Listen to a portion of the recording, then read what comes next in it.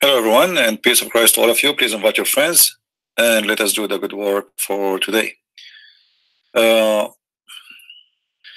Many of us, we heard the Muslims speaking about what it's called the miracle of number 19 in the Quran.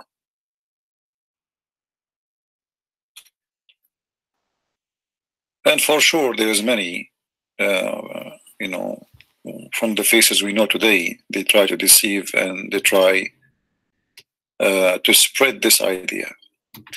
The one we see on the screen, his name is Shabir Ali, and I made a challenge for him to repeat what he say in his program in a live debate with me, 15-minute debate. I don't want him for 2 hours.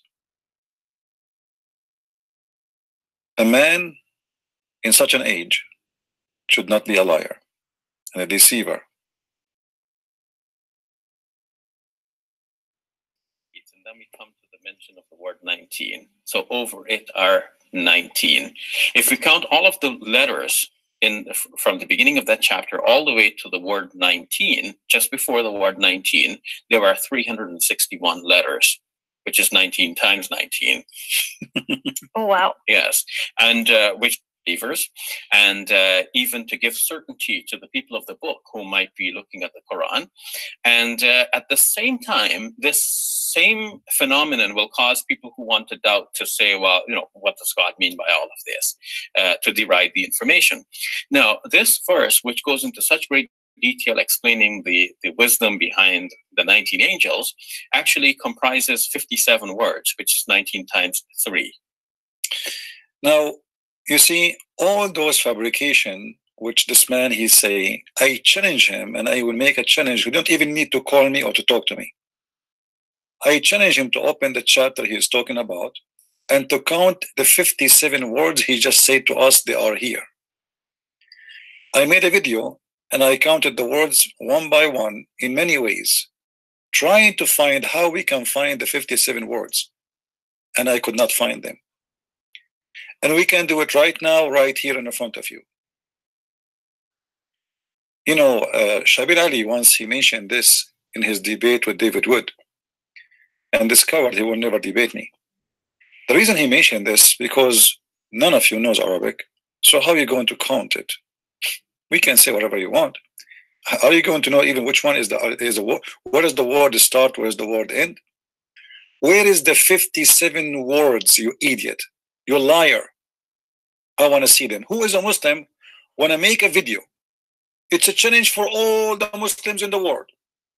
Who is the Muslim who speak Arabic, who want to make a video for us and count the 57 words in this verse? Liars, liars will end in fire. Unbelievable.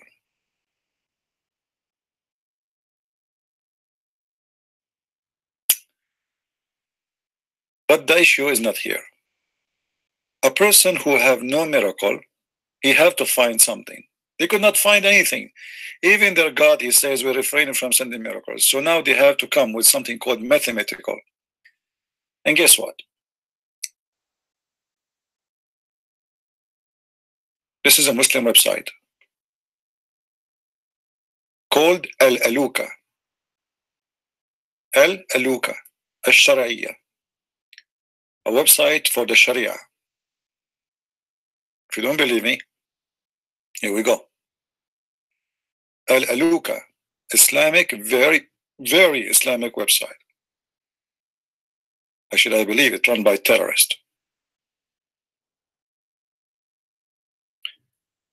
In this website, they said clearly that this is a big fat lie, and all the numbers in this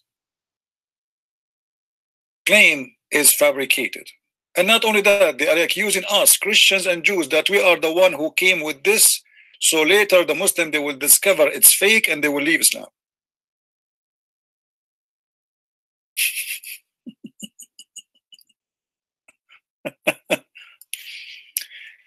And here you will see they are talking about the number 19 and how the number 19 is nothing but a fabrication.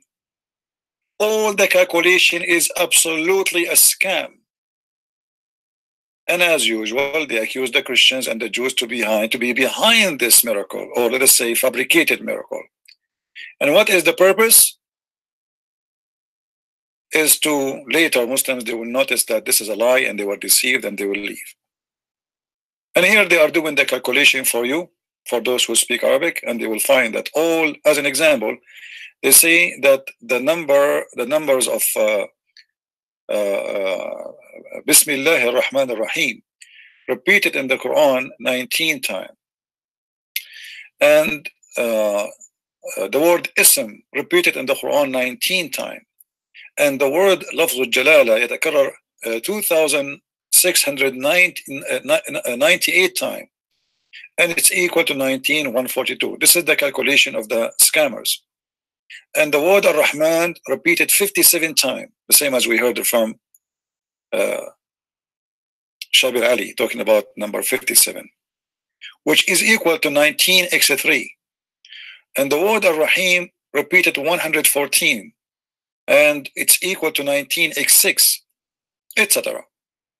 And then here to say, but if we go and study, we will find that the one who did calculated, he did not use, he used only the letters of the word Bism, not Bi-Ism.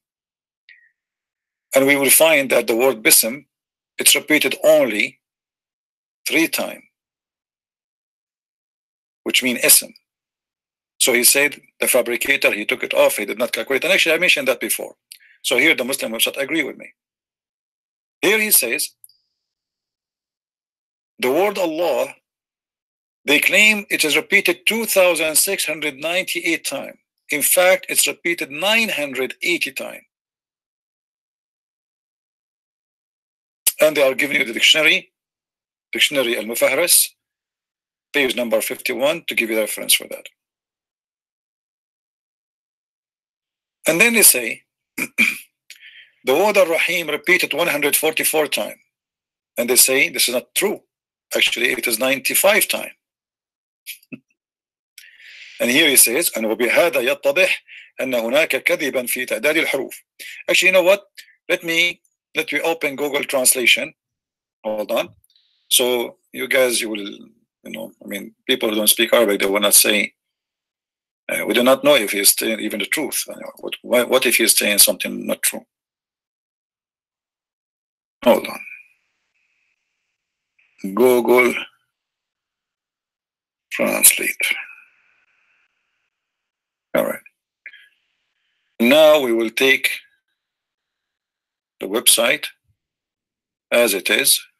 I will copy the website as it is, not only the thing. See if we can translate the whole page.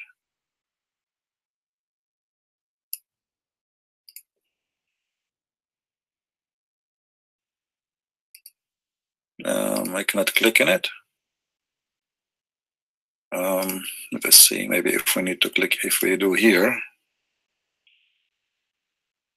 Okay, let's see now. All right. That's better. Even though the translation will not be accurate, all right, you will see here they are talking about how this miracle is fabricated.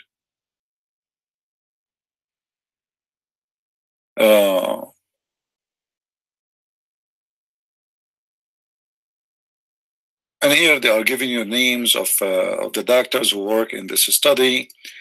They are of professional, supposedly Muslims. 19 is the number 19, criticized in the beginning of, it's okay, symptom, 19 can't be divided by others.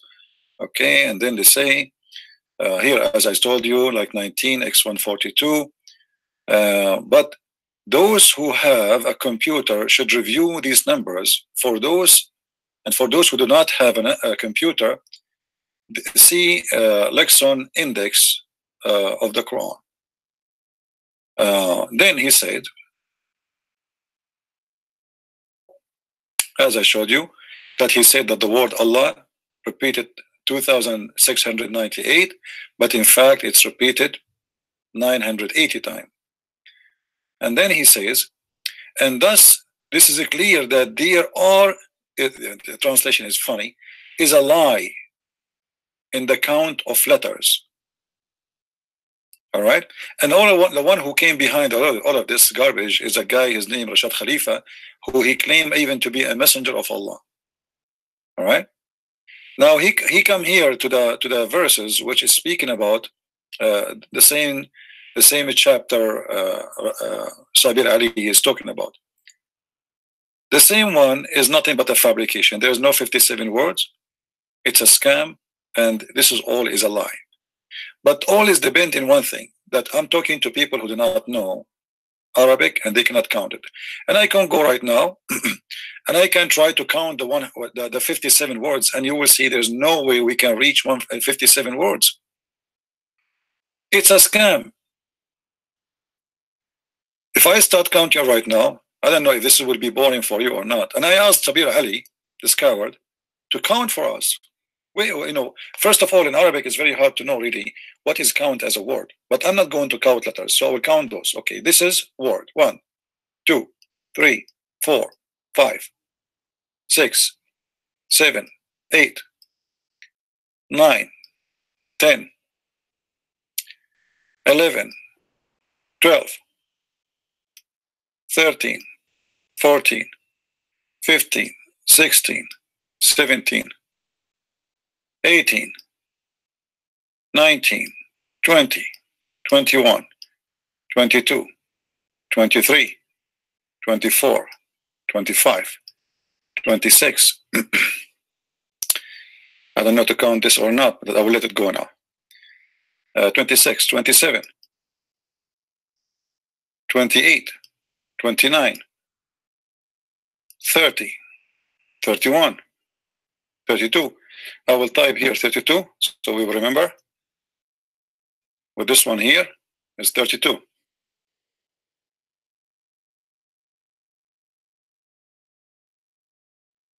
All right.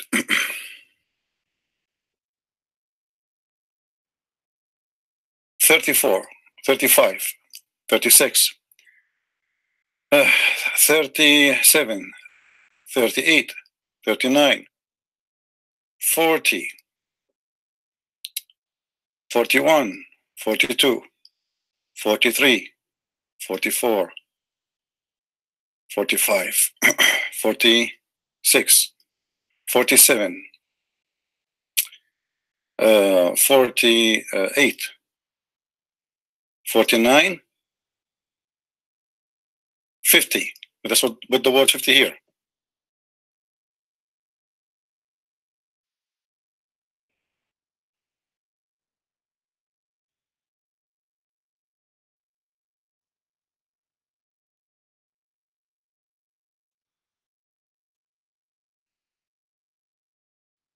All right. If there is any Muslim is watching, if you like to call and account me, please let me know. 1, 2, 3, 4, 5, 6, 7, 8. And this is if I count what it's called tools, which mean I'm counting those. You see here, I'm counting wama as one word. If you go and see Muslims count, you will see they count the wa as a word, which means if I count the wa, I will end with maybe 80. You see, if you notice with me here, as an example, I counted wama. Let me make it in a blue.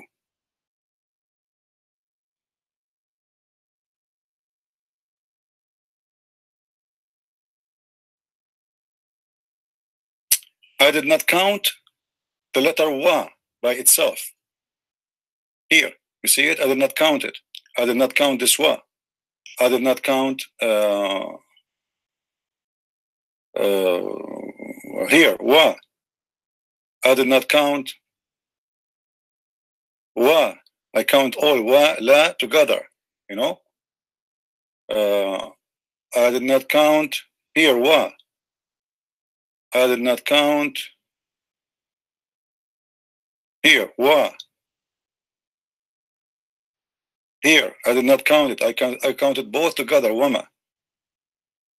All right, and here, wa. So all of those I did not count them, and still the number will not come to be the way they are trying to make it. So where they are bringing the numbers from, we do not know. It is nothing but a fabrication. Now, this is not the problem. The problem is, let us say it is even 57. He mentioned that the 30 verses before it contain 57 words too. If we go and count them, we will see the same thing. It's a lie. We can count them, and you will see this is absolutely a lie. So, but let me tell you what is the secret behind the number 19 in this verse. In this verse here, it says, over it, there's 19, supposedly 19 angels. Look with me, and you will see right away, and you will notice what the reason. Actually, you know what? I think if I open the other website, that will make it easier for us.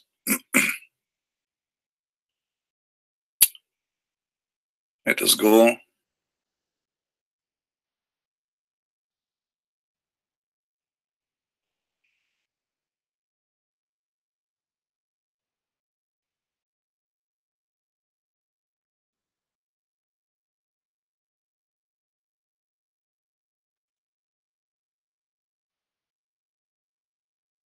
All right.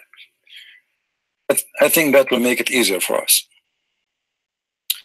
Do you notice with me here in this Quran, there is something, you know, you don't speak Arabic, but you can see with me what I see in the screen.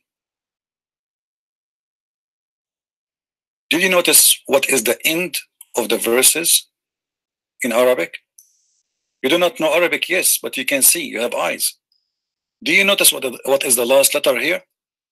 All of them, they have the same letter.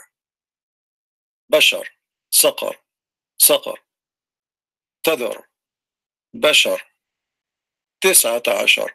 All of them, they end with the letter Ra. Muhammad is doing nothing but he keeping the tone. He's making Arabic music. It's mean nothing, have nothing to do with miracles. It is just Ra, Ra, Ra. You see it? Ra, Ra. He have to keep it. You know, what kind of God, excuse me, my voice is not good. What kind of God he have to make it end with the same letter? Because simply this is the same as Arabic music. So the meaning is not important. This is why you see he is repeating the same thing many times. Why it have to be to end? What is the necessity with the letter? So the necessity of the letter ending, what make it number 19. It's like in Arabic, you know, like in English, you're making a rap, and you say, I saw the cat stuck, and she was stuck between, and I saw her, you know, asking, I need some, let us say, call the number 19, and I told her, you know, what do you want me to do? She said to me, count with me to 15. So maybe I can go lose weight and can go out of here. I don't know, like I'm not good in English, but you know, you can come with English options of Arabic words and with the letter Ra, but there is no meaning. ثم عبس وبصر ثم أدبر واستكبر. What the heck is that? If you read even the English translation, you will see how stupid it is. There's no meaning. I shall put him in hellfire, burn in the burning. And do you know what is the burning? I mean, so all what happened here, Muhammad is trying to keep the same letter at the end, and here it happened that number 19, Tis'ata Ashar, is the only one fit. We cannot fit. We cannot put 13. We cannot put 14. We cannot put 17. You see, in English, all numbers after 12, like from 12 to 19, all of them teen, right? Okay, so you have a certain numbers you can use. In Arabic, the only one fit with this kind of point, which is a stupid, it's not even a point, he have no choice except to use the number Tis'ata Ashar. He can use Ihda Ashar. Okay, but Tis'ata Ashar fit better with the writing. So now he above it there's 19, and 19 what? What those 19? Those 19s are the guardian of the hellfire. Now you see, when somebody says to me, there's a guardian of hellfire, it's like as if you can escape from the hellfire anyway. Do we need really guardian for hellfire? What is the hellfire exactly? What do you mean you need 19 angels to guard the hellfire? It's a fiction. Because if this is hellfire and there's nobody can go without permission from Allah, so who need guardians? Who need keepers? What keepers would do? Are you getting my point? It's like saying to me, okay, maybe I can sneak out of the heaven if one of those angels he is not aware of me. So 19 angels are appointed by Allah for the hellfire.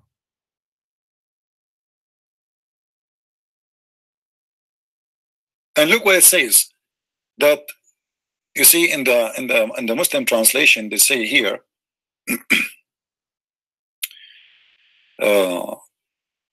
وَمَا جَعَلْنَا عِدَّتَهُمْ إِلَّا فِتْنَةً.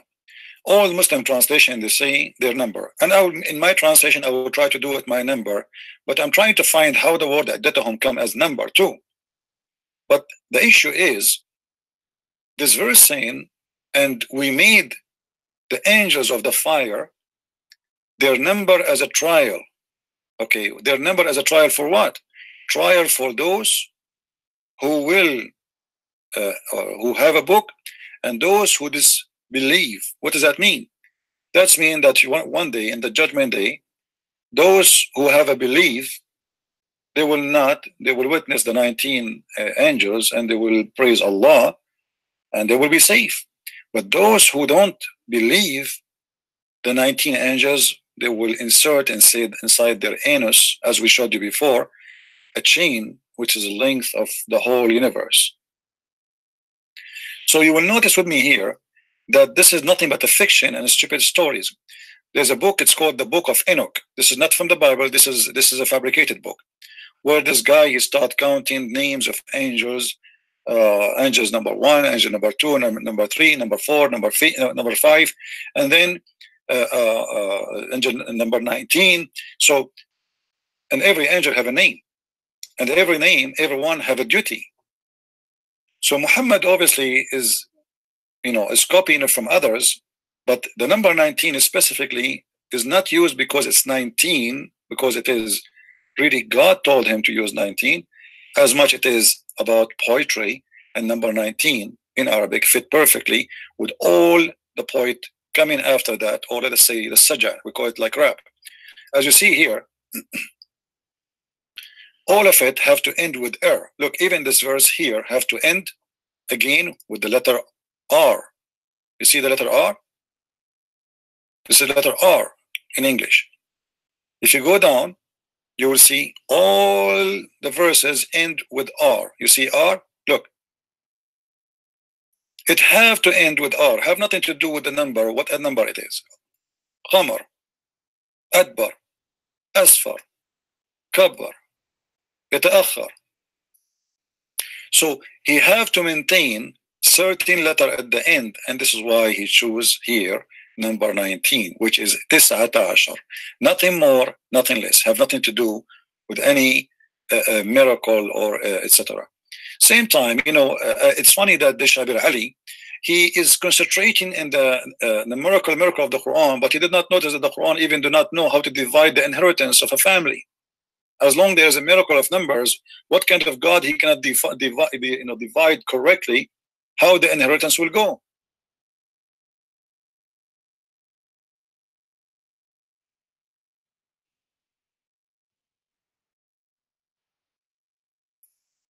What kind of God you do not know how the baby is created, how the mountain is formed, how the rain is made, how the ice is made? So now this God, he knows, they make a miracle about number 19 because you do not know how to calculate the numbers. And if you try to calculate them, and as I showed you, I calculate in front of you, and even I was, by the way, I was calculating wrongly, trying to add as many as I can. You see, as I told you, I was calculating as an example those both as one word, but those are not one word. Those are not one word.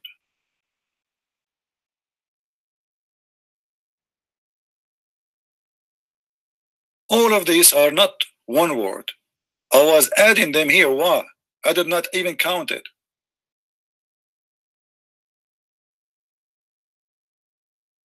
All those I did not count. I was counting like here, each one of those, like let us make the one I did not count. Hold on. And the one I count. I will make the one I did not count in red. The letter here, I did not count.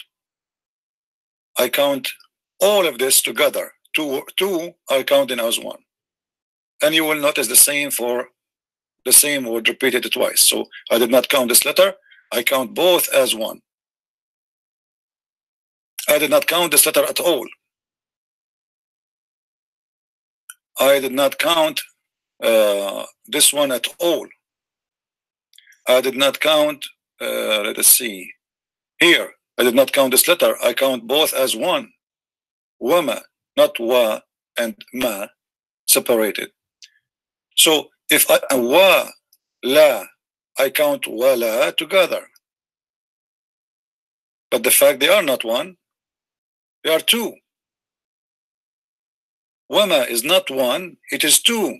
So I was trying to help them to make it fit in the best way maybe we can make it work. Here I did not count them as two, I count them as one. So wa, I did not count it, I counted wama.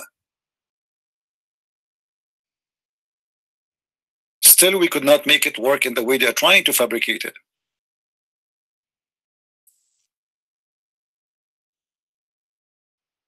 And then when you say to me 57, the count, you know, I wish they can make like let us say a list of calculation, a list of the words, and they say, okay, the word number one is etc., number two, etc., etc., etc., and then we will find out how they made this 57. But it's impossible, as you see. Same time, when they spoke about Bismillahir Rahmanir Rahim is equal to number 19, and we showed it even from the Muslim website. They are saying this is absolutely a big fat lie. In Arabic, there's nothing, it's called Bism. Nothing. You see, in the Quran here, it says Bism. Let me open my Skype, so in case there is a Muslim, he want to call us. In case, you never know. You know, maybe a Muslim, he is smart, and he feel like he want to call.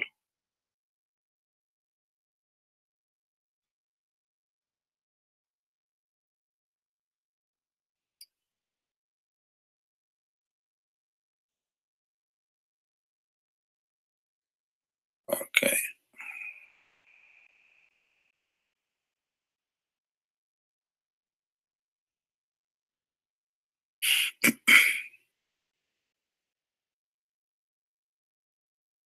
Skype.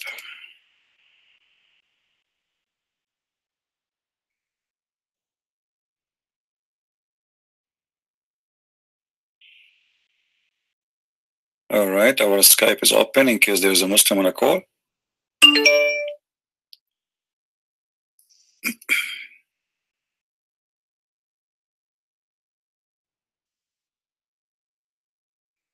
All right.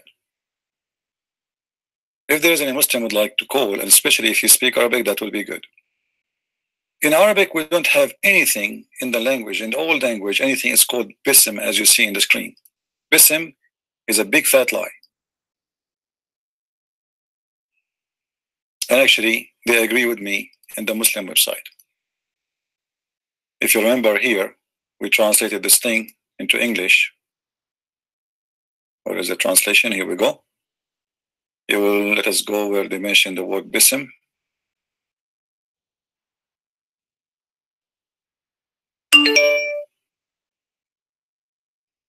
Somebody trying to call it to see who is this. You are a Muslim, answer. Are you the one who say the bad word?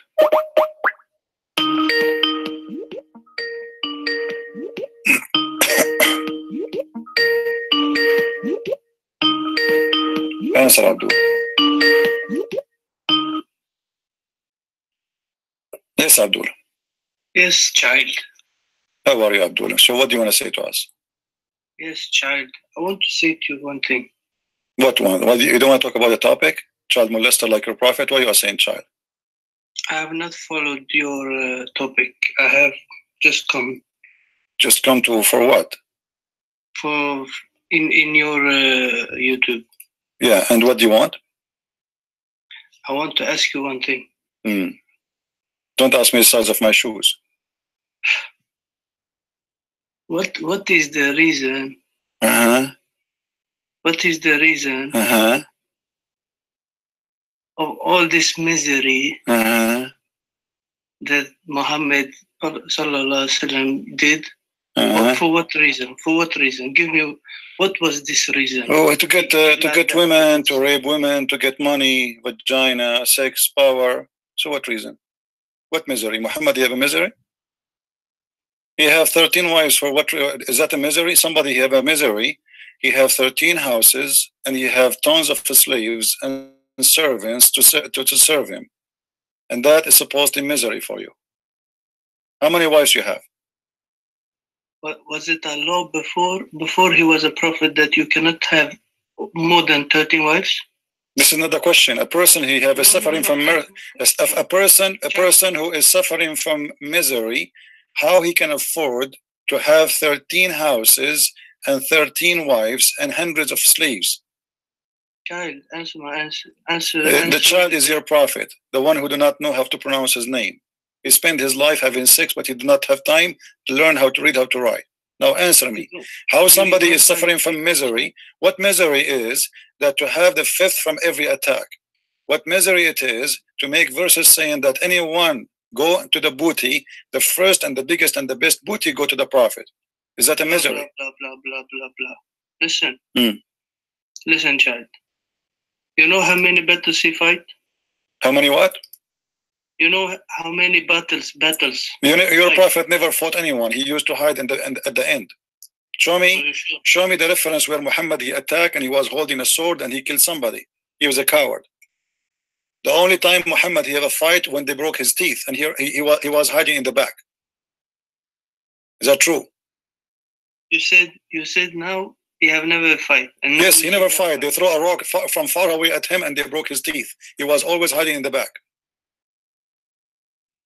And where did this happen? You don't know? I ask you. You are the teacher. Sure. Let's see where this happened. You see my screen? Yes, child. I see your screen. One more time you say child, I'm going to send you back your mommy. Here we go. Here we go. This is the hate in the front of you, child molester, like your prophet. This is your prophet. This is your prophet. They broke his teeth. You see it, and this is from the beginning of Islam.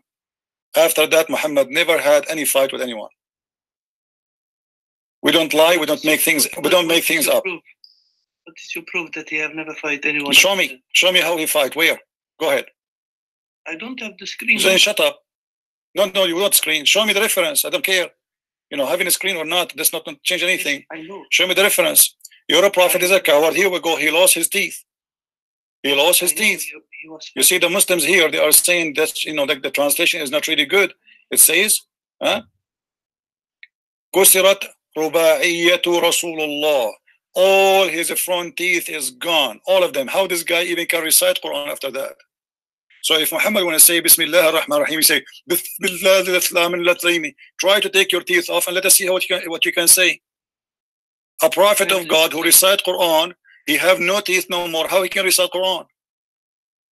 Where did it say he have no teeth? It says in the front of you.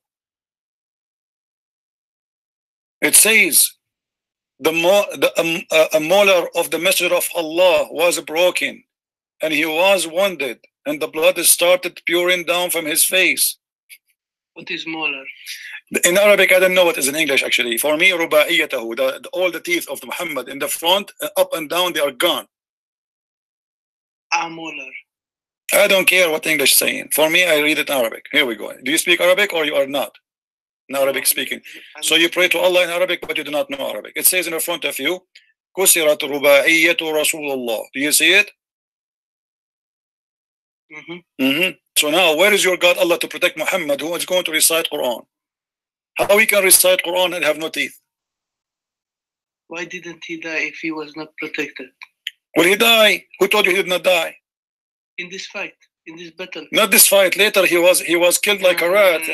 A woman, she called him by poison. Did he die by poison like a rat? Did he die like a?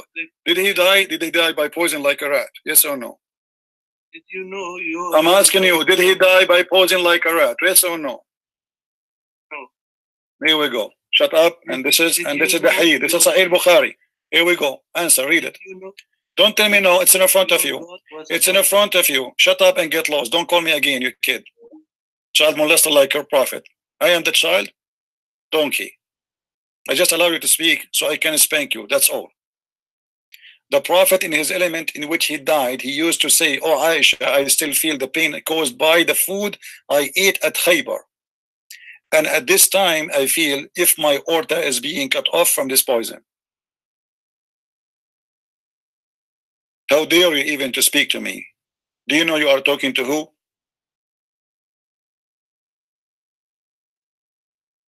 You have a screen, you don't have a screen, I don't care. A prophet who have no teeth, yet he will recite the Quran correctly.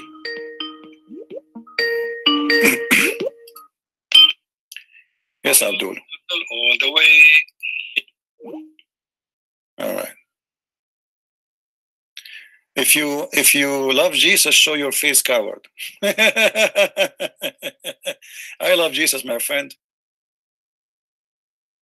I love Jesus very much. And I'm not showing my face because I am not seeking glory. Jesus, he said, if you give with the right hand, don't let the left hand knows.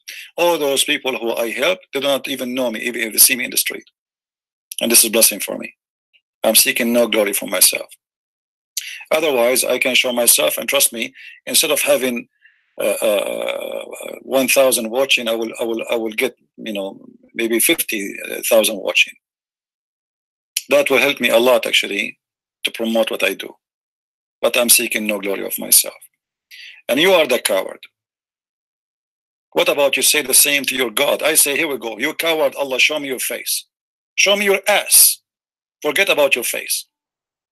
If the one who don't show his face is a coward, that means your God himself is the biggest coward in the world. Isn't it the Quran says that Allah, he never spoke except from behind the veil? Why? He is a female?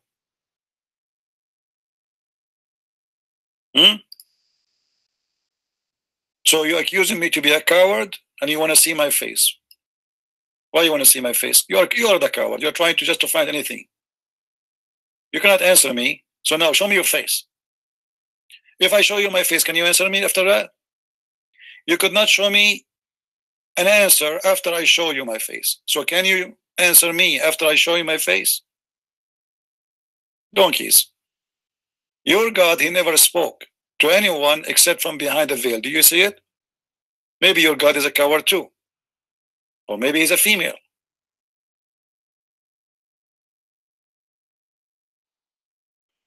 So the Muslims, when they speak about what they call miracles, is nothing but fictions.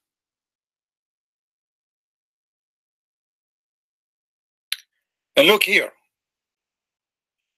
To Allah belong all things, and for him, it's up to him. He give the offspring of male or female. So Allah now is the one who make you male or female. I thought this has nothing to do with Allah. This has have to do with the sperm.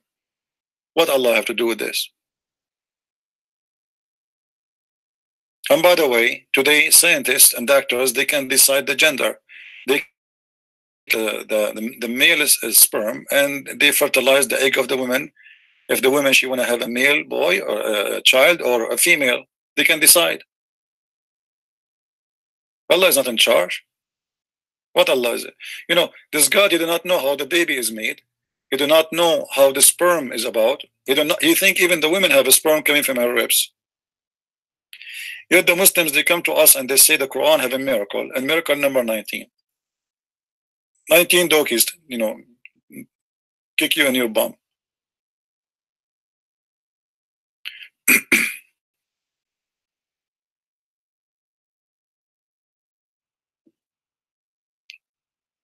What do you think, Abdul? The Quran says that nobody, by the way, it's Allah who made you. It's Allah who made you. If you could not have babies, it's Allah who made you not to have babies.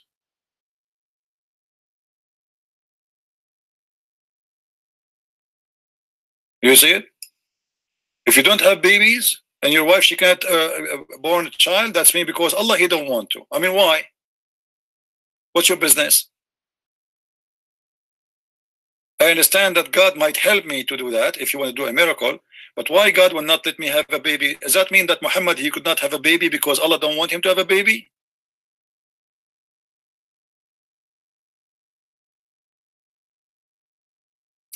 In different verse in the Quran claims that nobody knows what is in the womb except Allah.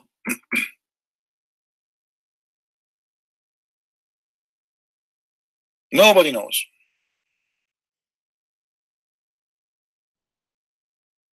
Is that right? You can go to the clinic and the doctor will tell you. Actually, now we just mentioned that you can decide even the gender of your baby from now on before even you made your wife pregnant.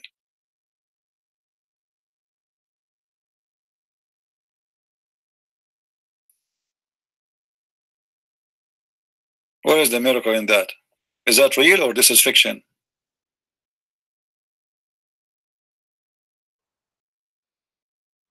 When you claim that Allah is the one who knows and only Allah who knows this, and then we find that not only Allah knows.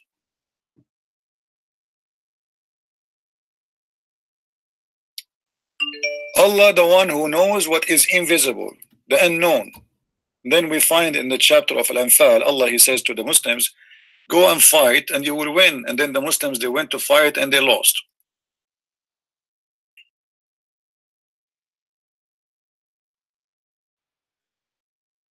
So Allah have to change the numbers of the fighters.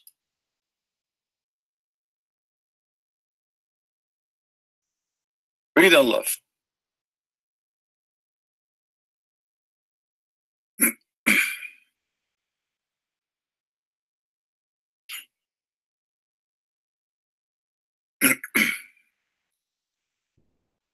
See the Quran.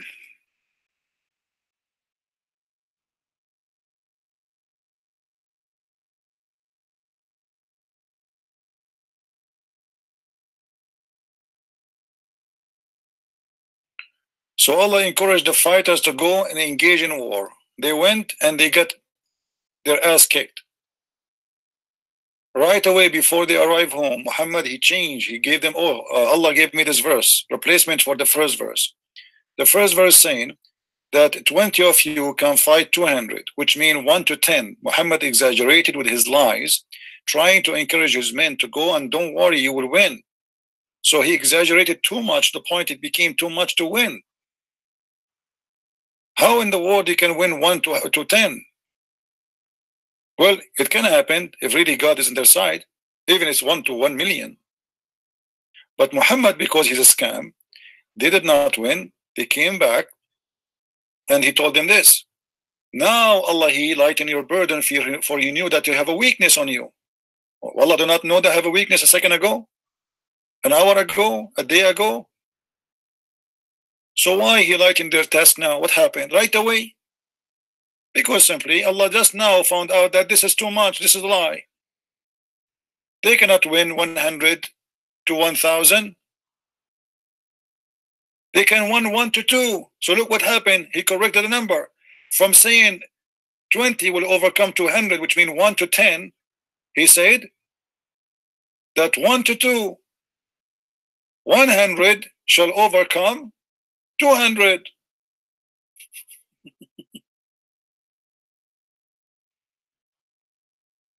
Do you see how he used the mistake? And this is Allah, the all-knowing. 100 of you will overcome 200. But before, he just said that 20 of you can fight 200 and 100 can fight 1,000. Do you see how huge the difference is? From 100 can fight 1,000 to 100 can fight 200. How?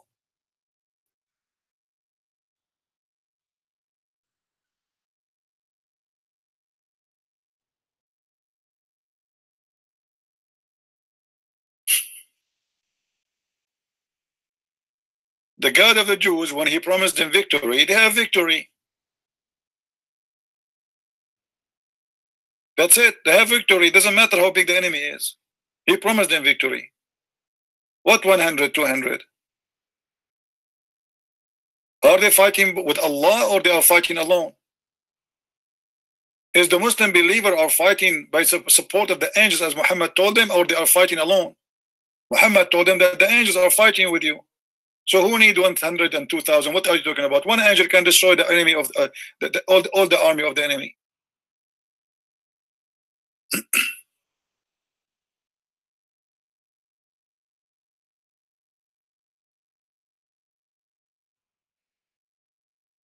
And the funny, this Abdul, he's excited and he want to call me a child.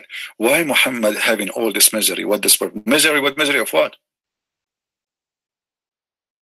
Money.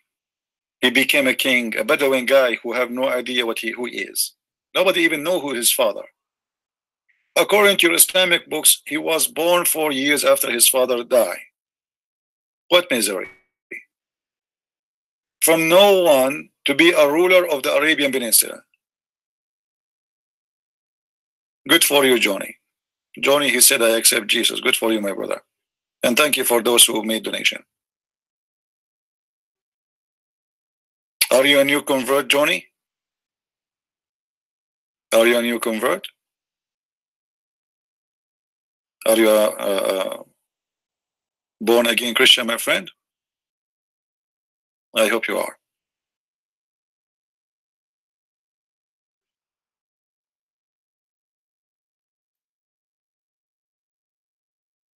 And by the way, if you see the Muslim numbers, like a Muslim she is saying in the text, there's 1.8 billion. Yesterday it was 0.6. Now it's 1.8. Just wait 2 months from now, they are 2 billions. In 6 months from now, they will say we are 4 billions. The king of Jordan, when in the meeting with Trump, where Trump he brought all the dummy leaders of Islam, and they put him in the front of him like rabbits, and he was schooling them about what is right, what's wrong. The king of Jordan, he says, we Muslims 1.6 billion. Where is the number coming from? How you calculate the numbers? How fast the numbers are growing? Even rabbits cannot have that number. Last year it was 1.4. The year after 1.6. 6 months from now they will say 1. Actually, already here we go. We saw 1.8. 2 months from now they will say 2 billions. And by the way, if numbers will make a difference, we are a lot more than you. The atheists are a lot more than you. The Hindus are a lot more than you. The Buddhists are more than you. So your numbers is useless. If we go now to Indonesia, how many people they knows anything about Islam? The biggest Islamic country in the world is the last one to know who is Allah and who is Muhammad.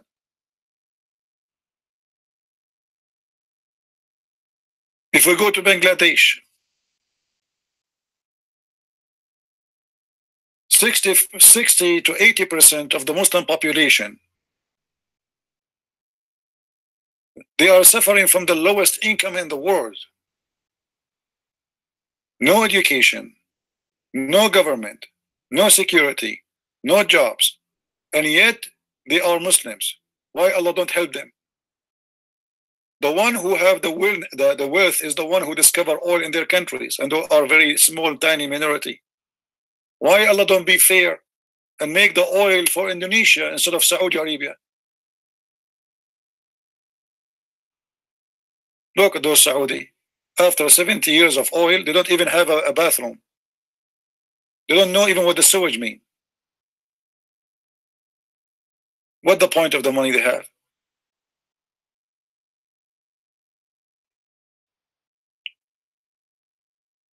What about Allah helping the people of Bangladesh? Poor people. They are Muslims.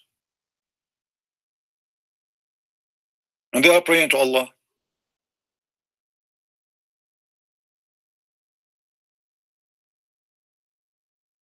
And not only that, Allah is sponsoring the Muslims who get money, and their money so go to America.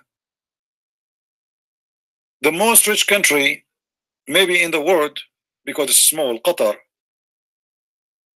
they have the biggest base of American army in the world. And not only that, the base is paid in full by the Prince of Qatar, which means the American there, they enjoy in full-time freedom. Free electricity, free housing, free water, free food, free. Have you ever heard of such a generosity, like how generous he is? Why? Because they are protecting him. Without him, everybody will eat them alive.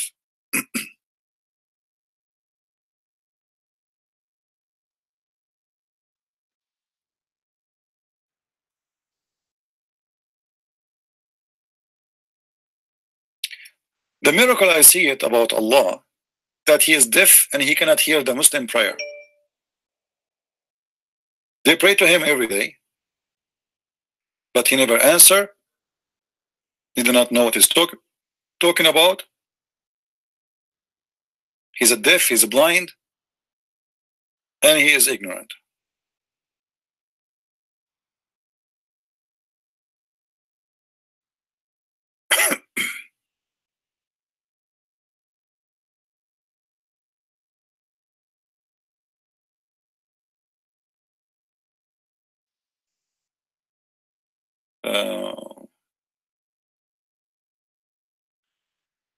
I just received this message from a lady. I'm not going to show her name.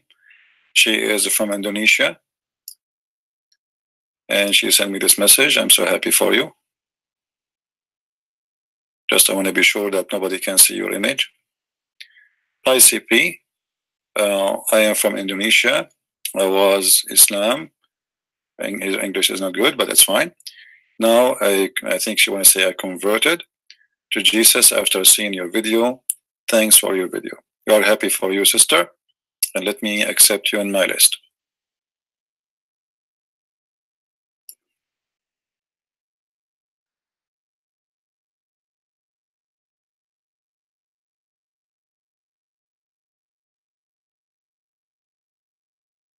And I just texted her in case she is not listening.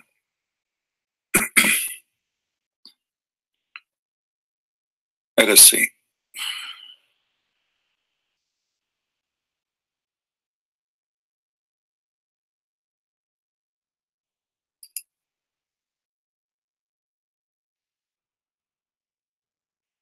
We have a guy, his name Abdullah, slave of Allah. Okay, slave of Allah. Call me if you are on air. Fine.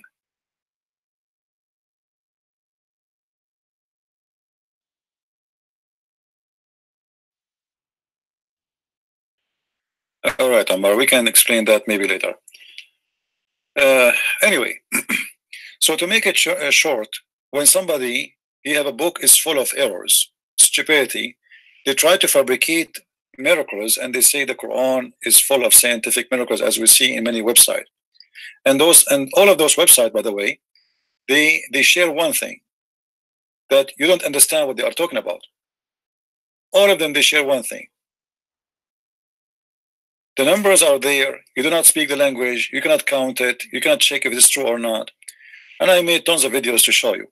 Like when they say the word life is repeated, etc. We searched in the Quran. We find this is a lie. The word death is the opposite number. It's a lie. Yes, Abdul. Hello? Yes, Abdul. Go ahead. You are live on air. Are you live right now? Yes, how I can help you? Okay. So you're a Christian prince, huh? Yes, I am. And you? Okay. You are the slave of Allah? I'm the slave of Allah Jalla Jalaluhu. And why Allah needs slaves? Huh? Why Allah he needed slaves? He created slaves. He's the one He created slaves. Okay, so he is a slave vendor. creates. You can never question him. Okay. You get it?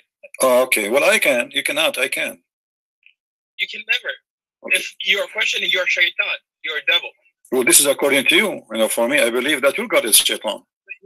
Listen, I'll just tell you something. What kind of God? What kind of God? What kind of God?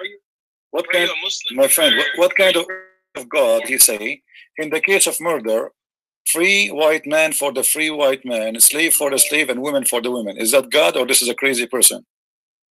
Listen to me first. Are you Christian or were you Muslim before? I am a Christian. I'm not a Muslim. I've never been stupid all my life. So you've never been Muslim? Okay. I've never been stupid all my life. I told you. What made you put this interest to become learn about Islam? Well, I like to save Muslims. This is my interest, my friend. You like to save Muslims? Yes, from going to hell. I don't want to see any Muslim going to hell. So how are Muslims going to hell? How do you because know they believe in shaitan. They think he is God. They call him Allah. So first describe shaitan. What is shaitan? Shaitan is somebody promised me sex, vagina, penises, long penis, strong sex. He deceived me by sexuality and money. He promised me I will be rich so he can deceive me. This is what shaitan do. Shaitan, he used all the material in this earth to deceive us, to not to follow God. And this is what your Allah do. He promised you in this penis. He promised you that you will have the power of 40 men. He promised you that you will have a vagina and you will have a penis which is going to fit for it. Claims that you're making, right? All these claims. I'm not making claims. I can show it to you. Do you want to challenge me? No, you said because you're saying penises. Yes, I'm saying yes. I'm saying penises. I'm not lying. In order for you to have a debate, right? Listen. So in order for you to have a debate first, you have to fix your language. You know the way that you speak. Okay. It's not okay. What word I said? What word I said? What word I said? Your God did not mention. Hold on. What word I said? Your God did not mention. Are you saying to me your God Allah is not polite? Vaginas. Okay. So did Allah mention the word vagina? Not in the world. Did Allah mention the word vagina? Yes or no? Anything. Did Allah mention the word vagina in the? Did Allah mention the word vagina in the Quran? Yes or no? What are you saying? Did Allah mention the word vagina in the Quran? Yes or no? Never. Chapter 24, verse number 31. It says, read with me. Okay. Read. Chapter 24. Oh, wait, just wait. Verse number 31. Okay, chapter. Just wait a minute. So I have a question for you. Just no problem. Let's finish one. We finished. I said the word penis. I will show you the word penis. I said the word vagina. I will show you the word vagina. I said to you whatever I said to you, I will prove it to you. I don't say things from my own. So you are using Allah now to be not polite and not to be a person of respect. Shame on you. You are insulting your God because you just said the one who mentioned the word vagina is not respectable. You're the one who is insulting the God of. You see, no. You said to me, fix your language. Everybody heard you. You said to me, fix your language. And I said to you, which word I use in my language, it's not good for you. You said to me, you say vagina, you say penis. I will show you vagina, I will show you penis. And now you just insulted your God and your prophet. So which chapter are you talking about? Chapter 24, verse number 31. There's many chapters. I'm showing you one of them. Verse number what? 31. Chapter 24, verse number 31. 31. Just wait. Okay. أعوذ بالله من الشيطان الرجيم. بسم الله الرحمن الرحيم. Okay. You said, and say to the believing woman that they should lower their gaze and guard their modesty. What is the word modesty? You speak Arabic. Don't lie. Okay, listen first. No. Why you lie? What modesty? Does it say vagina or no? Does it say vagina? Does it say vagina? Does it say vagina? Yes or no? Does it say vagina? It says furujahun. It says furujahun. I speak Arabic better than you. It says furujahun. Listen, you're talking about first.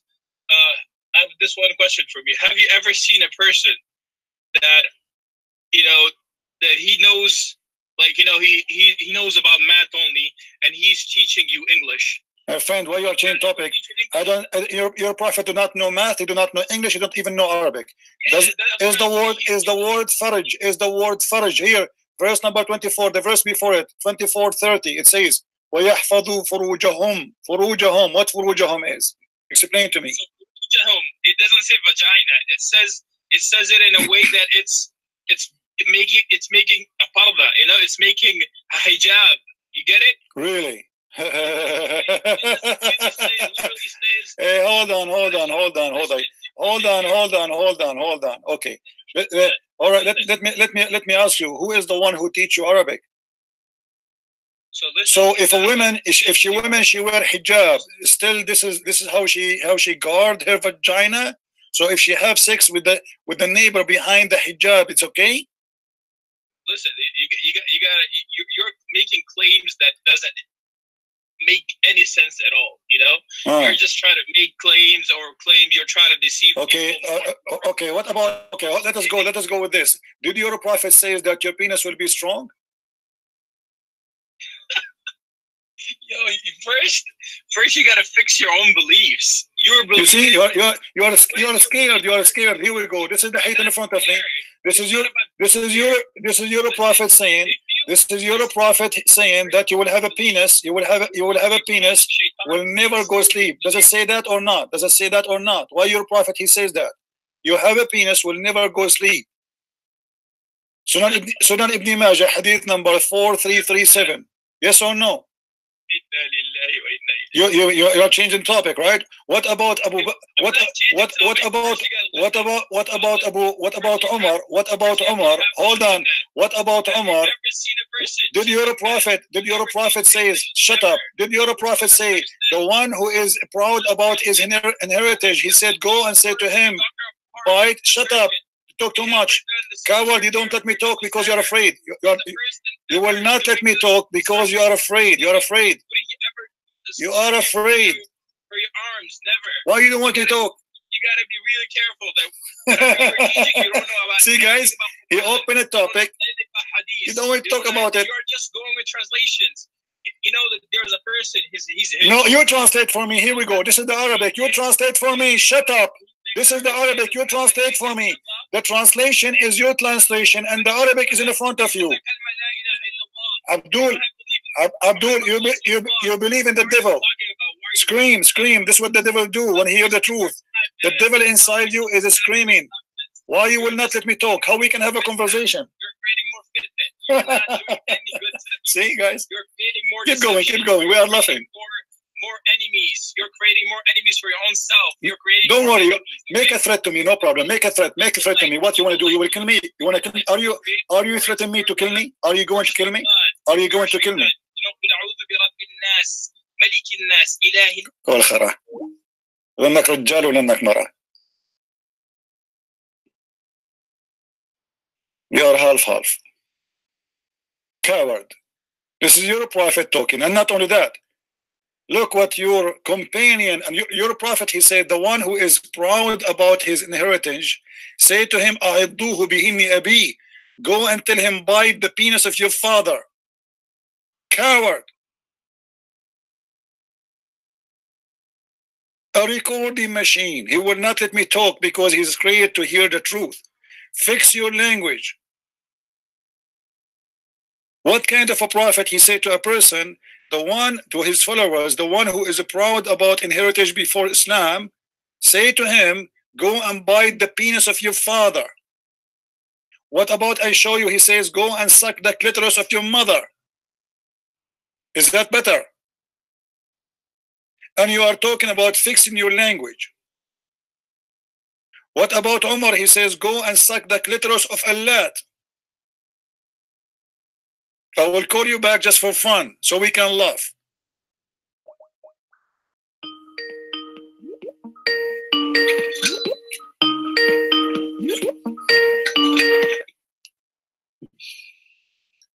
So are you going to listen or you will scream like a devil? Are you going to talk to me one for one or you will speak non-stop like a woman in the delivery room? Khabis, what's up? Khabis is your prophet. Are you going to talk to me, or you are going to just go crazy? Like, because the devil inside you cannot stop. ملك الناس إله الناس من شر الوسواس الخناس الذي يوسوس في صدور الناس من الجنة والناس. You should go to قل أعوذ برب الناس. You will know what shaitan is. Okay, let me ask you then. Let me ask you. I don't you mentioned this. How come you're a prophet? How come you're a prophet? Okay, hold on. He will not let me talk. Trying to make doubts in people's minds. He will not let me talk. Abdul, okay, as long if you recite this verse, Shaitan will run away. And this is about black magic. How come your prophet was under black magic then? Look, for Allah to send a malaika, right? For Allah to send malaika as a nabi, as a messenger to the face of this earth, right? This is not the question. This is not the question. You mentioned to me a verse. You mentioned to me a verse against the black magic. Why your prophet himself did not protect his ass from the black magic? You're a prophet, even he imagined himself having sex, but in fact he did not. Huh? Oh, people, listen, I'm sending you messengers within you. Within you, I'll send in messengers. This is not a question. Why your prophet was under black magic? Why you are answering? They will bleed. They will sleep. They will eat, but their hearts will never sleep. Even you look at your belief first. You're a Christian, right? Why you answer? Why you're a prophet, not protected by Allah? What's wrong with you? Listen. What's wrong with you? Why you are terrified to answer? Jesus, peace be upon him, was never killed. Jesus, peace be upon him, was never killed. No one ever killed him. Allah took him straight to the heaven. Your belief is wrong. First, you should fix your beliefs. Okay, are you done? Are you done? In Allah, are you done? In Jesus is a lie. Okay, are you done? Jesus, are you done, Abdul? Okay. You gotta talk. Okay, I can't. Let me talk. You all keep talking. I can't talk. I mean, what's the point of this? You want to talk to yourself? No. Okay, let me talk. Let me answer you. Can I please answer you? Can I please answer you? Can I please answer you? You said my God was not killed. Hadith and the sayings of Prophet ﷺ to the people. First, you gotta believe in it. If you don't believe in that, you should never explain anything to people. If you don't believe in anything, anywhere in the world, till nowadays, till this time, never a priest, never got up that all Quran is wrong. Quran is fake. That Muhammad ﷺ is fake. Even the Jews, the Christians, if you ask them, they know who Muhammad ﷺ is. Can I answer? Who Muhammad is. You know this, right? Can I answer? Yeah, answer. Okay. Isn't it your prophet who said, you are accusing your prophet to be a liar? Isn't it your prophet? He said, if 10 Jews only believe in me, the whole Jews will believe. So why you are lying? Number two, you said that Jesus, he was not killed. That means Jesus is God. And you're a prophet, he was killed by poison. Let me show you the hadith. You're a prophet, he said that I died by this. Don't talk. Hold on, let me talk. Let me answer you. Here we go. He go crazy. You're a prophet, he died like a rat by poison. So how come Allah protected Jesus, but he cannot protect Muhammad? Explain to us. The hadith in front of you. The hadith in front of you. And you are the one who said Jesus never been killed, but Muhammad was killed like a rat by poison. So how come Allah protect Jesus, but he don't protect Muhammad? He died his own death. And Jesus, peace be upon him, he is in the heavens. You guys believe that Jesus. Okay, so are you saying that your Muhammad is lying? Are you accusing your prophet to be a liar? Hold on. You said Muhammad that was not killed. So Muhammad did lie. Here we go, hadith in front of you. It's on the screen. Read it. What is it? The hadith in front of you on the screen. It says Muhammad saying, I am dying by the poison I ate at Khaybar. Muhammad, he said, listen. Muhammad, he said, I died by the poison I ate in Khaybar. Are you accusing Muhammad to be a liar? I'm not accusing. So why you are lying? Why you are saying that Muhammad died normally? Why you? Listen, if you know the science of hadith could be sometimes, it could be sahih, it could be a sahih. Okay, is this hadith a sahih or not? Is this okay? This is. It could be, if this hadith, if it is. If this hadith has okay, this is a hadith. This is from you. Okay, this is a hadith from a. Okay. Chain is not going back to Aisha. I will never take anything from you. And first of all, I'll never take anything from you because you're a kafir. First, you don't believe in anything. You have to first believe in. Okay, so now this hadith is da'if. From when I should give you the hadith? Should I look for it? And are you saying to me you believe only al-Bukhari? Hold on, crazy boy. Hold on. Hey.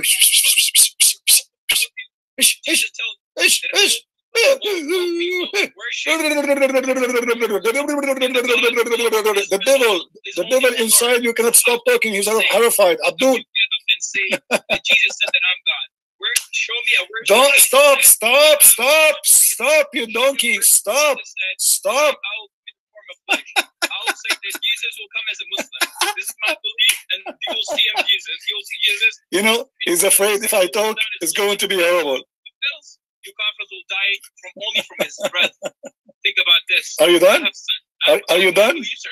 Did you finish your thought? Against more about Muhammad. Did you finish your gas? I believe much stronger. Did you finish your gas? More kamil. Did you finish your gas? Stronger mu'min, more someone believer in Allah and in Messenger sallallahu alaihi wasallam.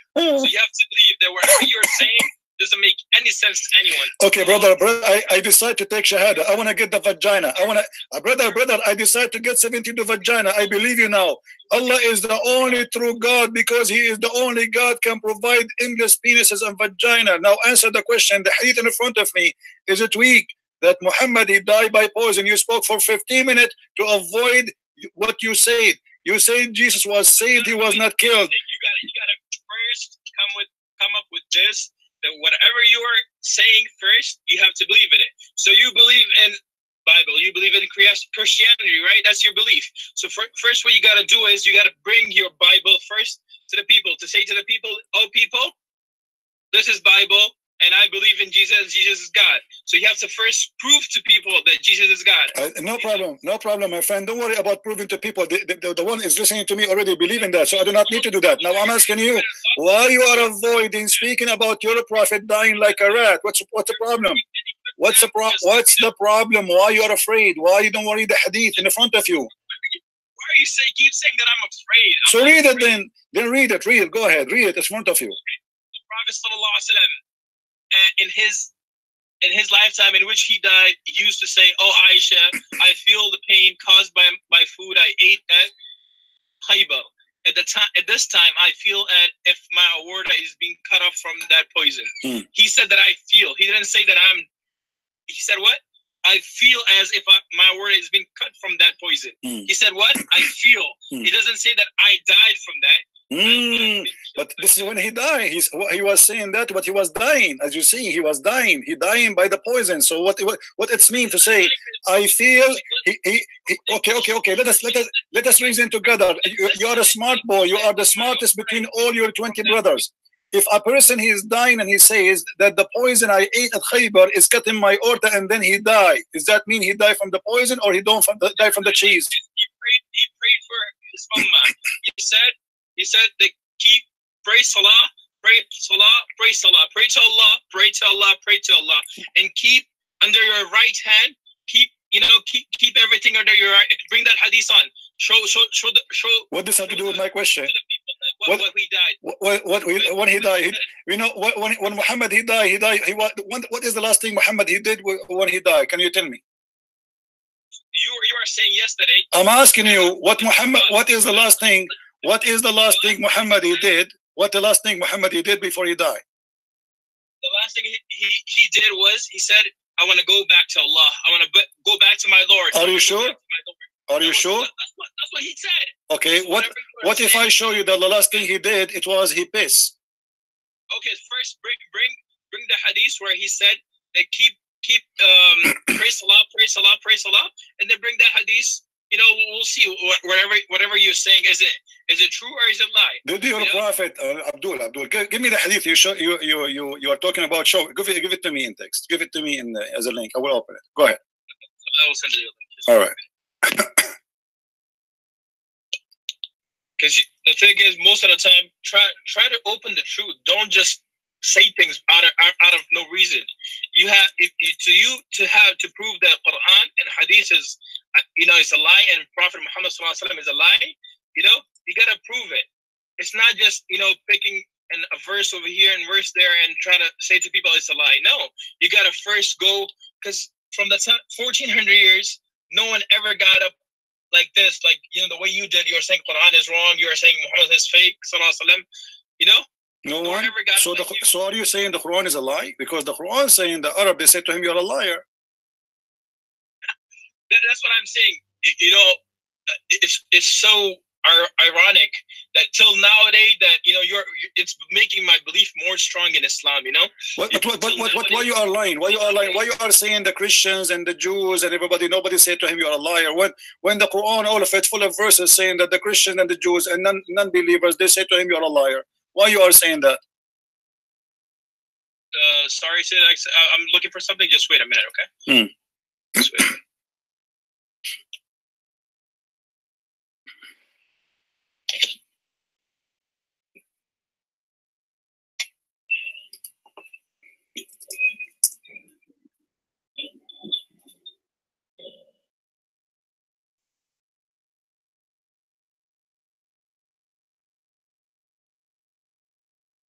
So it's in Al-Bukhari,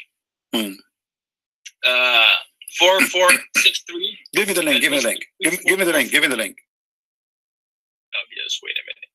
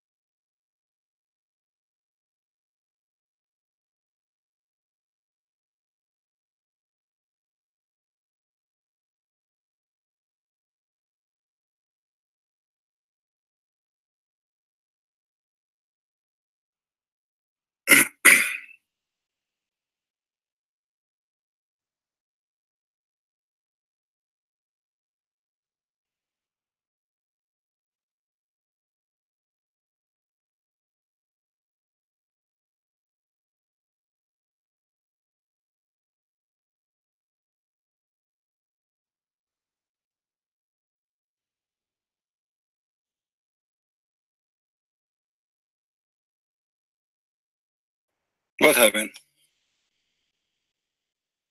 Just wait a minute. I have two phones. Just wait a minute. I have two phones. I'm sending it to the phone. Just wait a minute.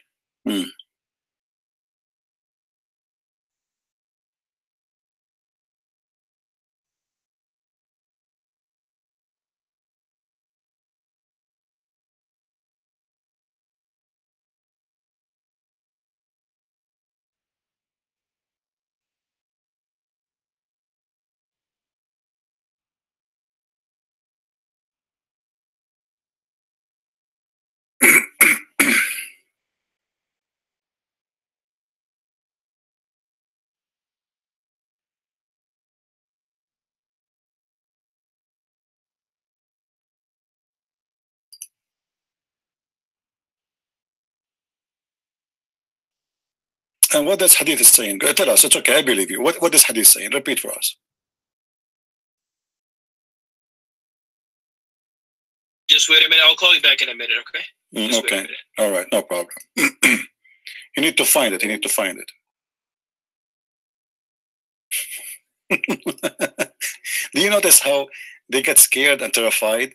And he want to talk and talk and talk because he's afraid what I'm going to say. I have to keep talking. Otherwise, people will notice that I am a person who know nothing. Otherwise, he will say something I cannot answer. So we showed him that he's a prophet, he died by poison. He says, where he said I died by poison? It's in front of you.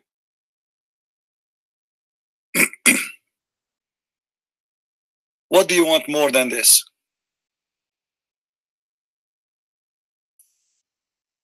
It is literally in front of you.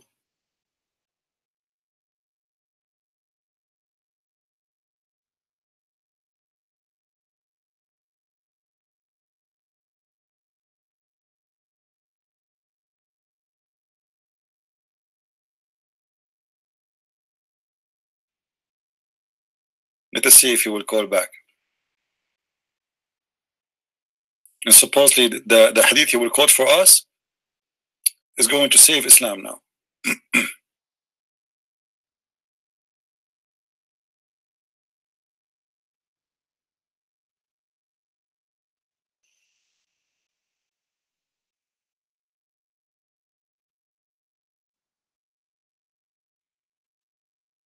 Do you think he will call back?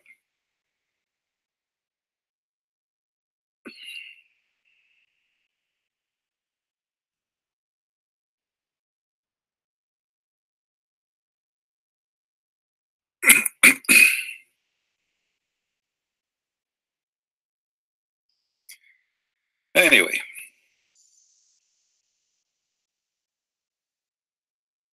All right, we are waiting for you, my friend. But please, next time you call, try to take a break when you talk. You made everybody laugh. You are terrified, my friend. You are terrified. Literally terrified.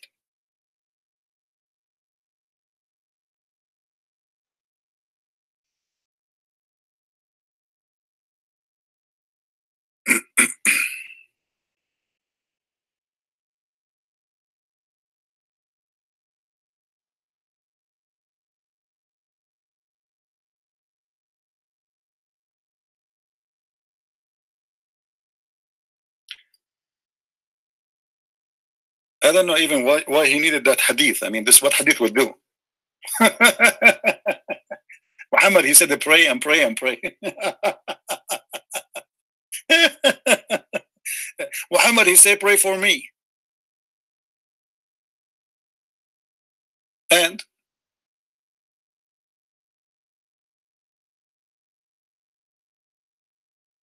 call me, don't worry, it's okay. It's okay. We're not going to spend the whole day waiting for you to find the hadith.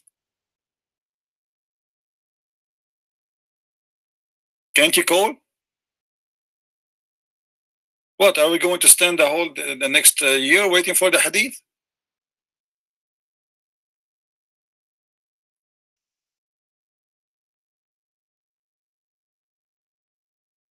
And by the way, you notice that maybe some of you do not believe in the devil, but did you notice how he's going crazy, talking so fast? That is the devil inside this person. He is terrified. He is going crazy. He do not know what to say. Muhammad, he said, when you say the Allahu Akbar or the prayer, Shaitan, he start farting. The fact it is his followers who go crazy and they start farting, but from their mouth. They don't want you to talk. They don't want even to let anyone hear you. He think by speaking over me, that's it. He is going to mute me, and that's it. He is going to stop Christian press. That is the devil, my friend. And as you see, people are leaving Islam left and right. Now, why this hadith he is looking for is so important? What this hadith will do is going to fix that Muhammad, he said your penis will be endless. Is that will fix that Muhammad, he died by poison? And you said that Jesus, he did not die, and Allah, he saved him?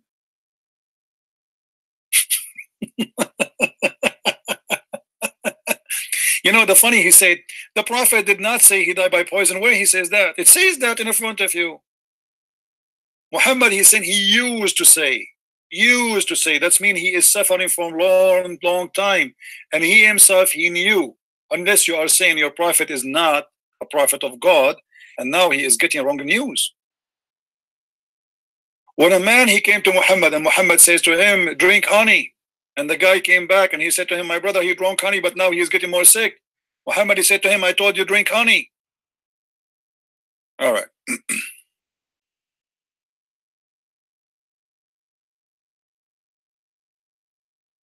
Guys, look at this. Look at this. This guy, he spent all this time to find me this. If I show you, you will die laughing.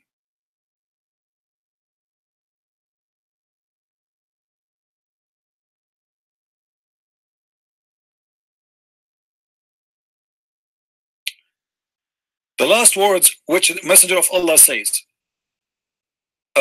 spoke where? Prayer, prayer, prayer, fear Allah. Call me back so we can laugh. Call me back.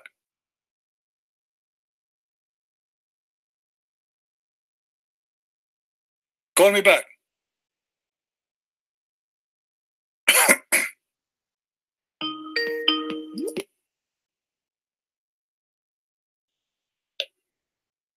Okay, let me ask you. Yes, when Muhammad he died, who was with him in the room? Aisha. So Ali was there, or Aisha? How Ali he got the news? They came later on when they heard that Rasulullah is passing away from this world. Okay. So how he heard this? How he heard this? I was not there. Where I'm telling you from. Okay, what if I show you that his wife, she said that the last thing he said, it was, he wanna piss. Listen, first you gotta quote everything in a way, okay? Here we go. I quote everything in a way. The one who quote that is Aisha. The hadith in front of you. The hadith in front of you. Hold on. Ali cannot be with Muhammad in his room. The last one who was with him in the room, and all Muslims agree, it was Aisha, and he died in her chest. Not her chest, her lap. And it doesn't matter. She is his wife anyway. Nothing wrong with that. So okay. The last thing that he also did was he used Siwak. Okay, hold on. No. Read with me. This is Aisha. Are you accusing Aisha to be a liar? Are you accusing Aisha to be a liar? Read. She gave him support with her chest, or she said with her lap. He asked for a container to urinate in. He urinated therein thereafter he passed away. So that hadith, I will not take it as a sahih hadith. Why? Because in the chain of narration, first you have to prove where does this narration go. First from Aisha. From Aisha. Aisha, you look at it, it's not even spelled right. Okay. By who spelled that? Who spelled that? This is translation, Abdul. What's wrong with you? The Arabic. Look at the name of Aisha first. My friend, who cares? This is a translation. Here we go. This is the name of Aisha in Arabic. Do you have a problem with English? This translation. Who cares? This is the original in front of you. First, you told people what that we are scared from you. Listen. We read that you're being funny. You are saying to me, look how Aisha is. You telling me now that because the English translator he did not spell the name Aisha wrong, he spelled it wrong. And by the way, this is not Aisha. You are the one who do not know. You are the one who do not know how to read. First, you were telling people that we Muslims are afraid of you, right? Yes, you're afraid. Here we go. The hadith in front of you in Arabic. You speak Arabic. Read it. Here we go. Correct. Okay, you are saying to me that your Muslim brother is a donkey. You are making fun of a Muslim website of their translation that they did not spell the name of Aisha correctly. What does this have to do with the hadith? What does this have to do with the hadith? The hadith in front of you. The hadith in front of you. Khabith is like your prophet. Listen, Abdul. Listen, let me tell you something. Let me share something. Each time you insult me, honest to God, I will spit at your prophet. Respect yourself. Each time you insult me, I will insult your prophet back. So learn how to behave. You are bringing insult to your prophet. Behave, you donkey. I'm warning you. If you don't want your prophet to be insulted, don't insult me. I'm warning you. Now let us. Insulting you. Listen. You are the one called me Khabith. The second time you call me Khabith, I will say Muhammad is a liar, filthy, donkey, a pimp. I warn you. Don't say that again.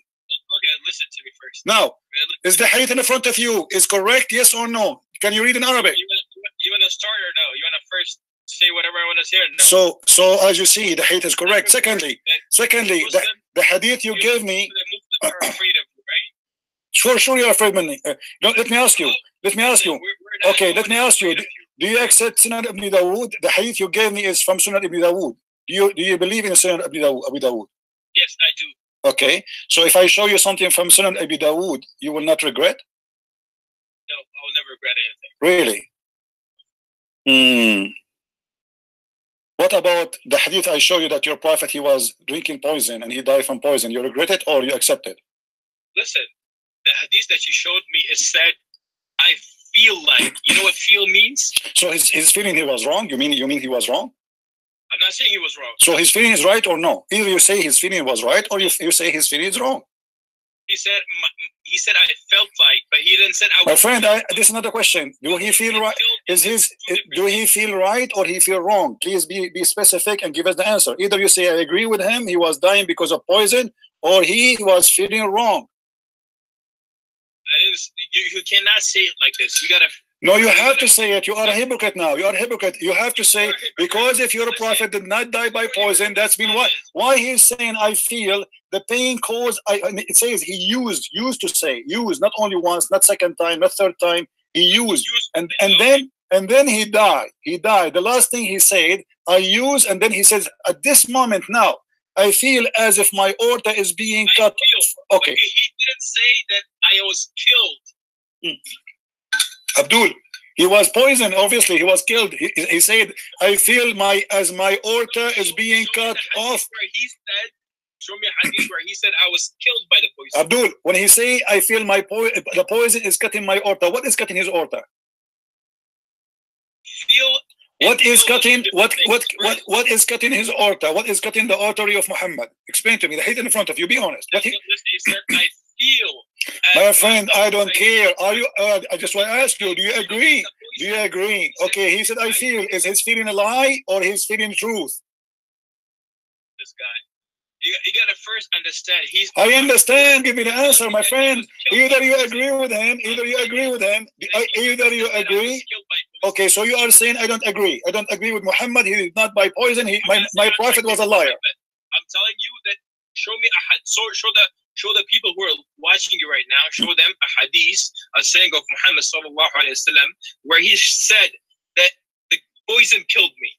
He died right away. He said that. He will say that before. Are you crazy? You want him to say that after he died? Because to say the poison killed me, he have to say it after he died. Now you're in order to say the poison killed me, he have to say that after he died.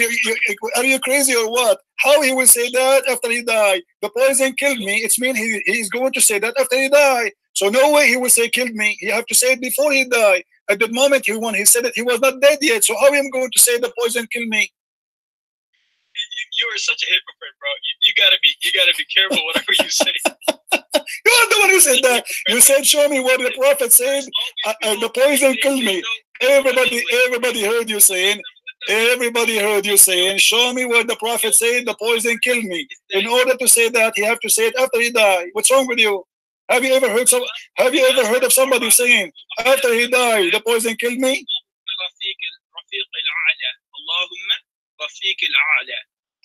So now we have to ask you some questions, right?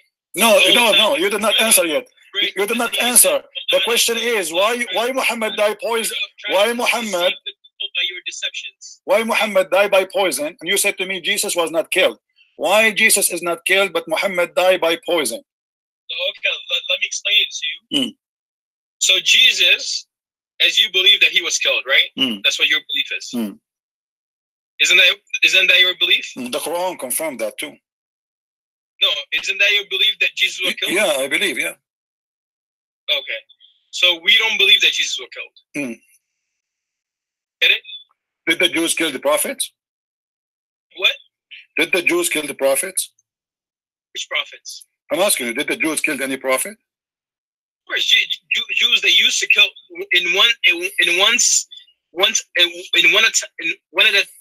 there was one time where they killed 200 prophets. Okay, can you name one for me? Can I name one for you? Okay. So is it so now what are you trying to say? Is it worth it say the names of all those prophets from all the way from No, name one. I said name. No. I did not say name all. No. I did not say name all. I said name one. No, I'm just asking you first. I am asking you, my friend. Can you name one? It's funny that your God have time to tell us about Sulaiman speaking to the ant or hearing the ant. Sulaiman is speaking to the bird, flying carpet, the ring of Sulaiman, all 14 story, but he don't have time to tell us about. Name for me one prophet was killed by the Jews. Can you please? Jews, Yahya alayhi salam. Where we can find in the Quran that Yahya was killed by the Jews? Zakaria was the son of Zakaria, Yahya. Abdul, are you listening? Where we can find in the Quran? Don't tell me in the Quran your God forgot to mention that Yahya was killed. The Quran tells you that Allah sent messengers to all the all the all the aqwams, all the aqwams. This is not the question. This is not the question. But I'm asking you. Can you find me the verse in the Quran says that Yahya was killed or John the Baptist? Can you find me that? John the Baptist. Can you find me that verse where it says that he was killed? So listen, first where we can find the story? Where we can find? Hold on. Where we can find the story of John the Baptist was being killed? You are the one who mentioned his name. You got yourself busted. I want to see it. Let's come back to Jesus. No, we will not come back to Jesus. No, you get yourself busted. No, you see our change. Hold on. The Quran says that the Jews, they killed the prophets. The Jews, they killed the prophet. I said to you, name one for me. Shut up. Let me talk. Name one prophet for me. You name for me John the Baptist. How come your God Allah forget to name that he was killed? What kind of God he is? How stupid it is to have a book. He forgot to mention one like John the Baptist that he was not killed. Why he forget about him? Explain to us where we can find the story of John the Baptist. How you said that Jesus is God? How your Jesus God? Don't change the topic. Why Allah he never mentioned? Why your prophet never mentioned? Why you Muslim never mentioned? Why you forget about John the Baptist that he was killed? I ask you, who is the prophet was killed by the Jews? You said John the Baptist. Can you show me the story? What's your real name though? You're not a Christian prince. I know that for sure. Muhammad Rasulullah, my real name. Is that a problem with you? You see, he changed the. You see how they do poo-poo? You see how he changed the topic? He's afraid. He's doing poo-poo. He is doing poo-poo. By the way, what's your name? By the way, suddenly we are talking about John the Baptist. We are talking about John the Baptist. Suddenly he said, "What's your name?" By the way, what's your name? By the way, what's your name? And nice to meet you, brother. This is not. Don't change the topic. But don't be a coward. Where we can find the story of John the Baptist in all Islamic religion? Do you know Abdullah bin Ubay? I do not know Abdullah. Do you know him? Abdullah bin Ubay. Okay, he was a hypocrite like you. No problem. Why he was a hypocrite? Because he did not go and attack the Roman to get the blondie like your prophet. He said to them, attack the Roman and get the blondie girls. Now don't change the topic. Where we can find the story of John the Baptist was killed. Otherwise, you are admitting that your prophet and your God is an idiot. You say in the Quran that the Jews they slew prophet, but you cannot name one for me. Go to those topics first. You gotta fix your beliefs. Your belief is what? Don't worry about my belief. Don't worry about my belief. Don't worry. No. You know I like your belief. Don't worry about my belief now. You see. How can I speak to them in a way that? Let's get lost. Potato. You are just a kid. I am Allah. Allah cannot have a son because you don't have a girlfriend, and I don't have a girlfriend. I don't have a son. Both of us, we are Allah. Tomorrow, Allah, we can play cards. The Jews, these two prophets. Okay, name one for me. If Jesus was not killed, who is the prophet they killed, and why Jesus only was saved? If they slew 1,000, how many prophets he said? 200,000 prophet, one deal. They slew 200,000 prophet. Why? The prophet were eggs, and a chicken was giving eggs. 200,000 prophet. The Jews they slew them.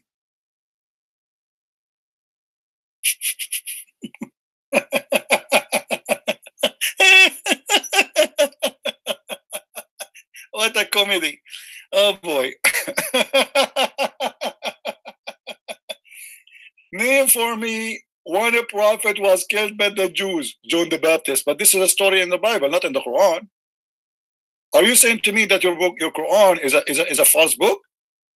where we can find in the Quran the story of John the Baptist being killed. It's not there. Okay, can you show it to me in the hadith? Can you show it to me? You have nothing. Stupid religion.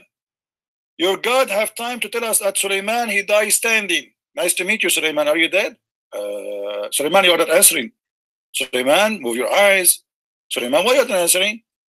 Have you ever heard of a prophet, he stand still and he is dead?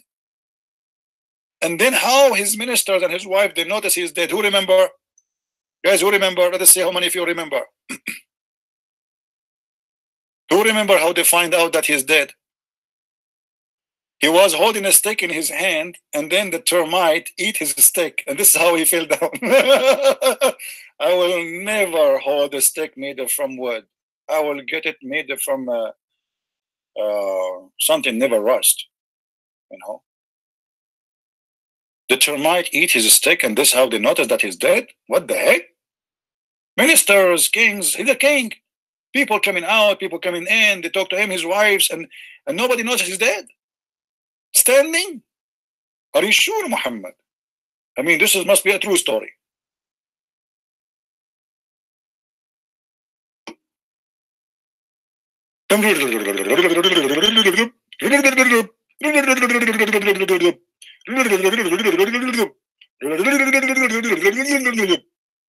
They think by speaking fast, saying nothing, they can convince us they have a truth. The fact is the opposite. You are like a drum, big from outside, empty from inside. That is Islam. All what we need is just a needle, and the drum is gone.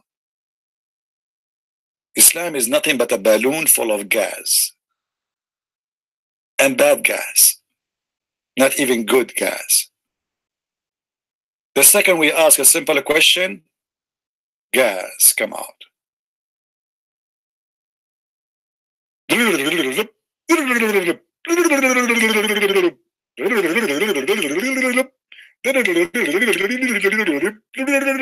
Christian prince, the poor guy tried to talk. Can you talk, please?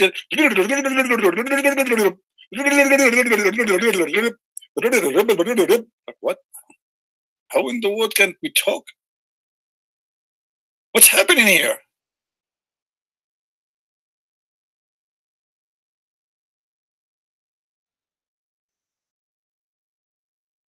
Unbelievable.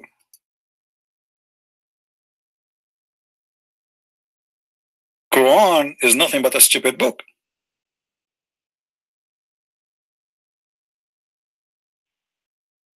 Tons of the stories are useless.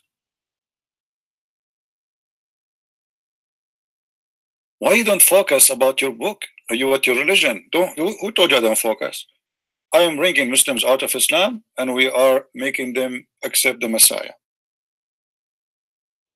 If you go and see how many Muslims left Islam in the last few months, you will not believe it.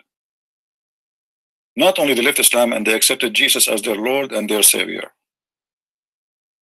So don't worry, we are doing a great job, and your devil is not working. Why you don't fix your language? You say the word penis. Your prophet said the one who is proud about his inheritance, go and tell him to suck the penis of his father. What kind of a filthy prophet he say that?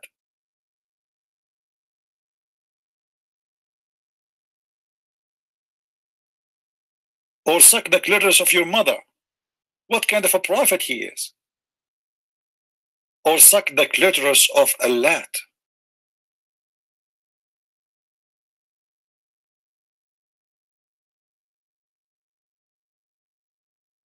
Vagina, penises. Muhammad, he says, I was the most weak person in between mankind, and then I invoke my God, Allah, and he sent me al-kufayt, a dish of shish kebab. I ate it, I got the power of 40 men.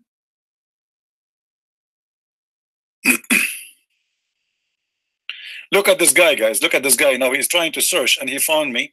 He found me a verse saying that Yahya was a person who gave wisdom. I'm asking you, where the story of his death, you donkey? I know the Quran mentioned Yahya. And by the way, his name is not Yahya. Even the name is wrong. Where in the Quran is speaking about that Yahya was killed? And Here we go. He just went to the Quran and searched for the word Yahya. Find me where in the Quran it says he was killed.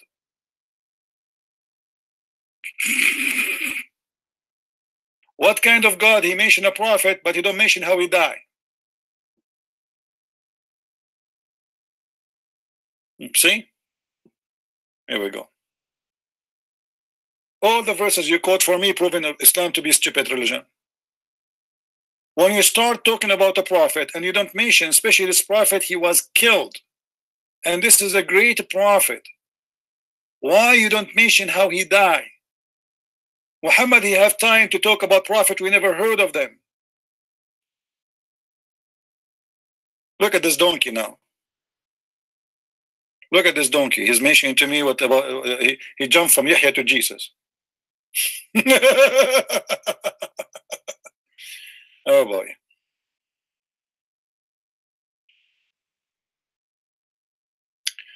Peace be upon me. Peace upon Jesus when he born. Peace upon him when he is resurrected. Peace upon him when he died. There's no verse in the Quran says peace upon Muhammad when he was born, peace upon him when he died, and peace be upon him when he is resurrected, for he is of the devil.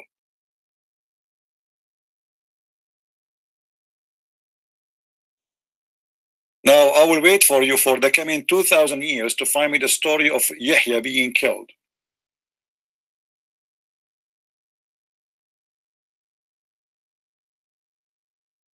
How Jesus is God explained. That's very easy to explain, my friend.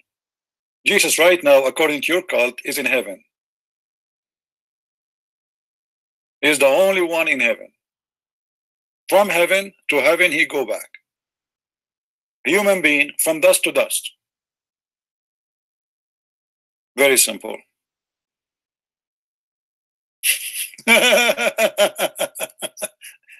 Human being from dust to dust.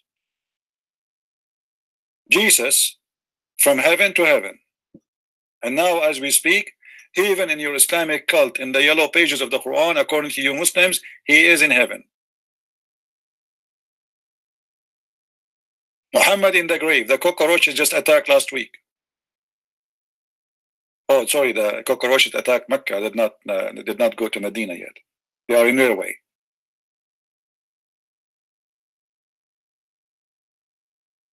How in the world I need to prove that Jesus is God? If you believe that he is in heaven, if you believe that he is going to be coming down as a judge, absolute judge, hakaman muqsitan, how he can be absolute judge unless he is God? To be muqsit, muqsit is one of the names of Allah in Islam. Muhammad is not muqsit. Musa is not muqsit. Abraham not muqsit. Only Jesus. And he is hakam and muqsit, judge and just. And the only way for you to be judge and just in the same time, if you don't have the nature of a human being, you have the nature of God, because a human being cannot be perfect in judgment. Is that correct, guys?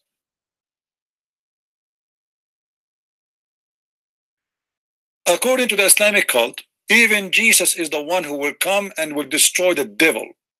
And even the devil, when he sees Jesus, he will melt like salt. Imagine, he will melt like salt in water. Why? Who is just Jesus who can melt the devil like salt? Why the devil did not melt when he see Muhammad?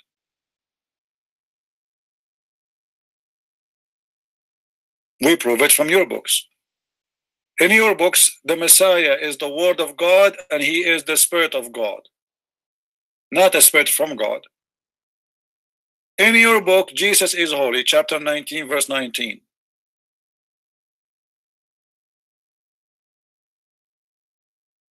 Let's see what he's saying. When he come, he will kill. When God will come, my friend, he will say to his angels, bring them in front of me. All those hypocrites, liars, donkeys, filthy, bring them. And he will judge you. Yes, he will. You know, why not? God, he give life, he take life. Isn't it God who did the flood of Noah? What What the flood of Noah simply mean? God killed. What the name of the devil? Harith, the name of your prophet. Let me show you one of the lies Muhammad he came with. According to Muhammad, Eve will not have babies. Each time she try or she get pregnant, she lose her baby. And then the devil, he came to her and he said to her,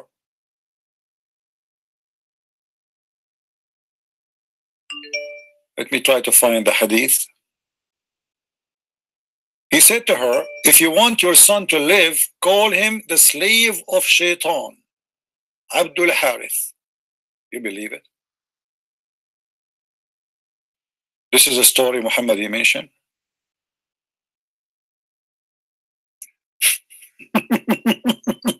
Which mean all of you are the children of Abdul Harith, the slave of Shaitan. Here we go.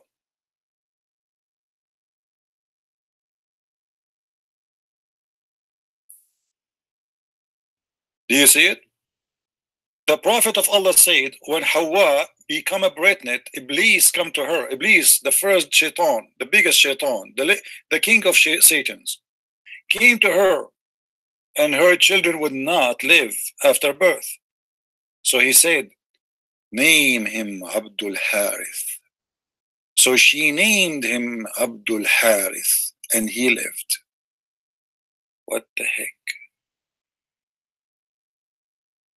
What a stupid prophet.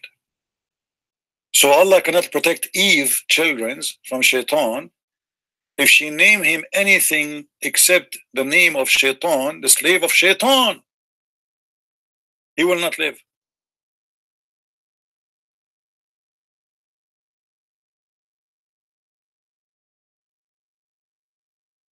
He will not live. You believe it? This is a prophet who promotes that he is a believer in one God, saying to us that Eve, she is the first woman, she called her son the slave of Shaitan. Abd in Arabic means slave or a slave, yeah. Usually it's a black slave. Al-Harith is one of the names of Shaitan.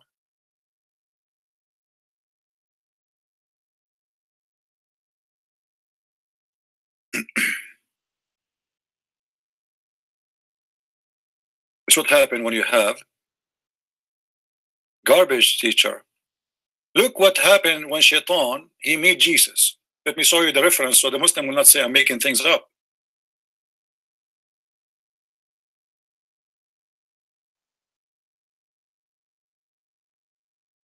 Let us make the text bigger.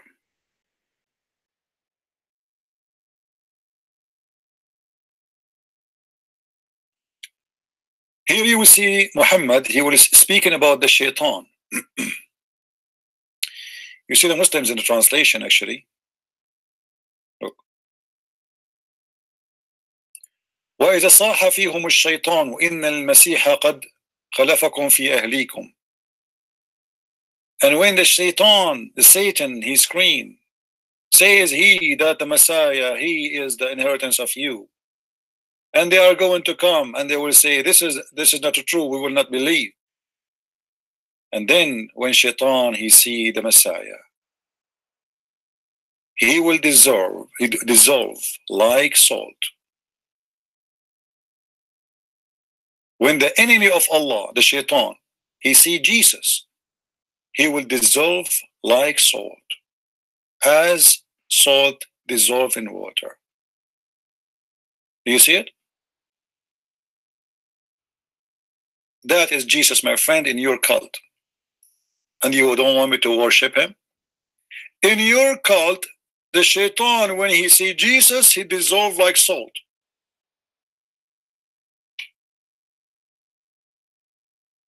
Who want to follow Muhammad? According to Muhammad, Shaitan was coming to him and during his prayer was jumping over his shoulders. Even Shaitan, he command him to do good. My Jesus, when Shaitan he see him, he dissolve like salt.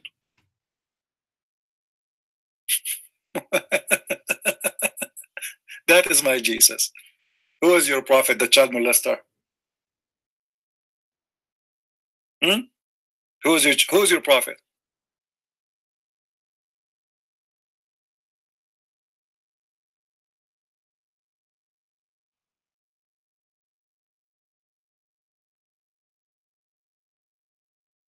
That doesn't mean he is God. Well, you tell me, what does that mean? Why Allah cannot destroy the Shaitan? Why Jesus will destroy him? Why Allah cannot do what Jesus can do? Jesus, he made the blind see. Jesus is repeat from them death. He can make things nobody can do. Allah can do nothing. Allah is just a name. Muhammad, he never spoke to him. He never saw him. He never heard his voice. Allah is a fiction God. Does not exist. It is the moon God who exists before the Arab exist. This is why none of the Muslims knows what the word Allah means. It's a foreign word coming from the Aramaic language.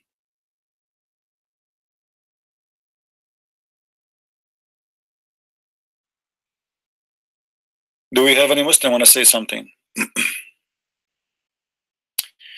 That does not mean he's God. Well, Jesus is the creator. That doesn't mean God the creator. Guys, Jesus is the creator. Jesus is alive for thousands of years.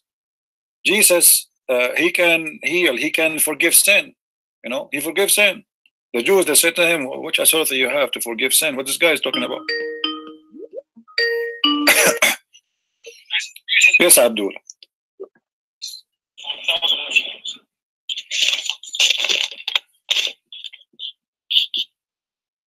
Go ahead, Abdul. What do you want to say? So you are trying to say that you want to speak to Zakir Naik, Muhammad Hijab, and all them, right? Who are they? Those names? They don't even know how to. As the example, Mimi Hijab, he said Allah he pray for, he don't pray to. Do you agree with him? Listen to me. Yo, listen. I'm listening. First, well, you are mentioning his name. He said Allah pray for, not to. Do you agree with him? What are you saying? Mimi Hijab, he said Allah he pray for, not to. Do you agree with him? I don't. To be honest, I don't know what are you saying right now. You have a debate. What do you mean? You are the one who's talking to me. You said Muhammad Mimi Hijab. You are the one mentioning Zakir Naik. Zakir Naik. Hold on. Zakir Naik. He said that the word hur is not for women. It is plural word, mean version for men and women. Do you agree with that? Is it the word hur in heaven, oh Allah? Is it a word mean male and female? Hur, yes. It means that male and female. Yep. Are you sure? Yes, I'm sure.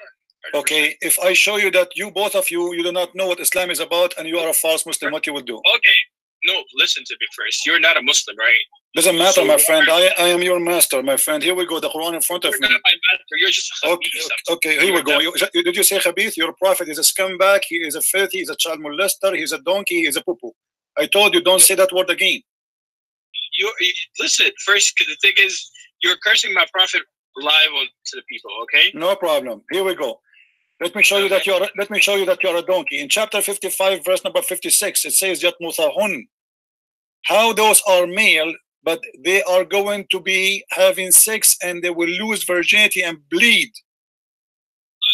Okay. Do male have thumbs? Mute YouTube. Mute YouTube. Listen to me only from Skype. So who is the donkey here? You and your Zakir Naik, both of you are a donkey. It says, okay. So how you say that? How you agree? How you agree? You donkey. How you agree? How you agree? Donkey. How you agree? How you agree that the word hur, male and female? Answer. I just got you busted in 2 seconds. How you say that the word hur, male and then answer. I want an answer. I want an answer. Then you can bust me, but you cannot bust because you're a kafir. You're a kafir. You're a liar. You're a hypocrite. So you have no answer now, right? So you have no answer. So now you stumble. There's no answer. How Allah He says that they will lose the virginity of their vagina, you donkey, and you say that they are male and female. Answer. Do you know khabith? Child molester, prophet. Do you know khabith is? Child molester, prophet. I know what khabith. Khabith is Allah, the one who deceives you. He said, I am Allah. He said, I am the best of the deceivers. Did Allah say I am the best of the deceiver? First explain. Shut up, donkey.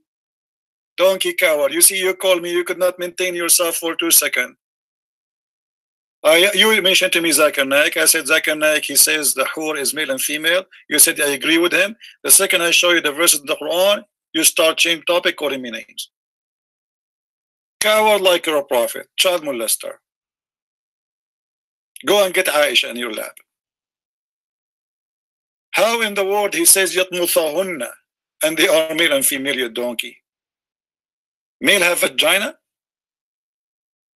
The word tamth is when a woman, she loses the skin inside her vagina. As simple as that. This is what he meant. Those women, they don't have period.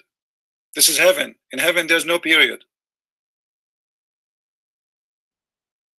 Stupid donkey, you and Zakir Naik.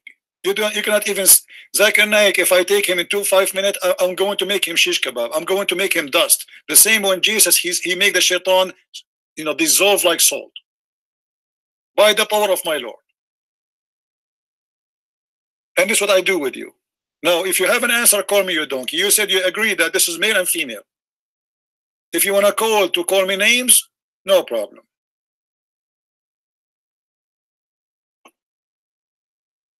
Stupid donkeys. Mimi hijab, he says Allah he pray for, not to. And now we have Allah, he pray to Allah. This is hijab. Mimi hijab, he said the 4,000 years. For 4,000 years the Jews instructed to worship God alone. Not a single Jew. 4,000 years. And then we find in the Quran saying that the Jews, they worship a person, his name is Uzair, as the son of Allah. So for 4,000 years they did not. Yes, Abdul. Not a single Jew. Mute YouTube. Mute YouTube. You're such a dog, man. You're just okay. Did you say to me, dog? Is it the last Muhammad is Kilab? Last name of Muhammad? What is it? I'm asking you. Be honest. Is the last name of Muhammad? Is the last name of Muhammad ibn Kilab? Yes or no? You're a dog, man. Why you are calling me dog if your last name, your prophet last name is dog, and he married from Zainab bint Jahsh, Zainab, the daughter of the donkey? Yes or no? You're a bastard. You know that you're a bastard. The bastard is your prophet. He was born. You're a prophet. You're a prophet. Your prophet was born. Shut up, donkey. You are calling just to call names. Your prophet was born 4 years after his father, so he is a bastard guaranteed, and I can show you the reference. There's no way a person who's born 4 years after his father is not a bastard. Shut up, son of Muta. I will not be surprised if you yourself, your mother, she did Muta too, in the bar, and she gave birth to you in the elevator. Call names as much as you wish. You cannot answer me. You cannot refute me. Anything you say to me, I will show you a reference, will destroy you. You say dog, the prophet last name is dogs. You believe it? You say donkey, you're a prophet. He married from Zainab bint Jahsh, Zainab, the daughter of the donkey. You say bastard, your prophet, he was born 4 years after his father's death. What do you want to say? Tell me more. You want to say gay, your prophet, he used to do eyeliner. He pissed like a woman. He kissed down the belly of men. And not only that, he said in the hadith, وَإِمَّا إِبْنَ عَمِّي فَقَدْ هَتَكَ عَرْضِي. And about my cousin, he did rape me. Do you want more? And not only that, in the heaven of Allah, you're a prophet, he said that in the heaven of Allah, there's a market, no buying nor selling, except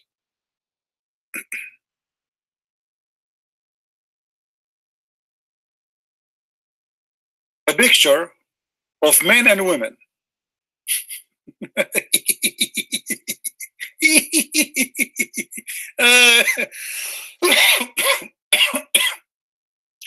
Praise be to Allah, brother. Allah will provide us with images of men to have sex with them, brother. Men, they will have sex with men in heaven, brother. I mean, how fantastic that heaven, brother.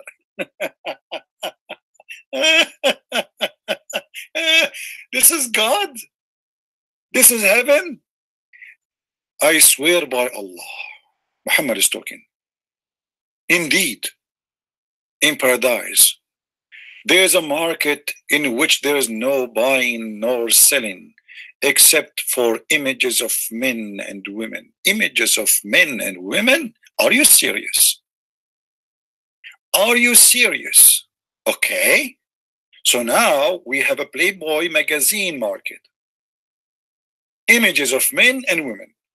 So whenever a man, who is the one when I get inside and have sex with them? A man. And the images are images of what? Women and men. Take a note, please. Please take a note. The images are for men and women. The customers are men.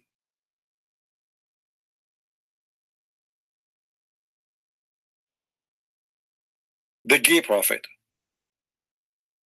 Homosexuality in the heaven of Allah.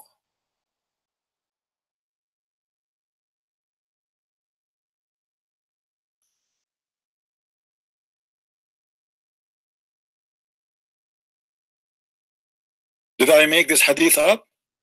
No, it's in the front of you. This is sunnah.com. Sunnah.garbage.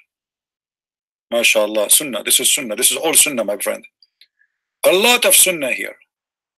Sunnah is Muhammad practice and Muhammad's statement. This is what Muhammad he do and he say. Praise be to sunnah.com.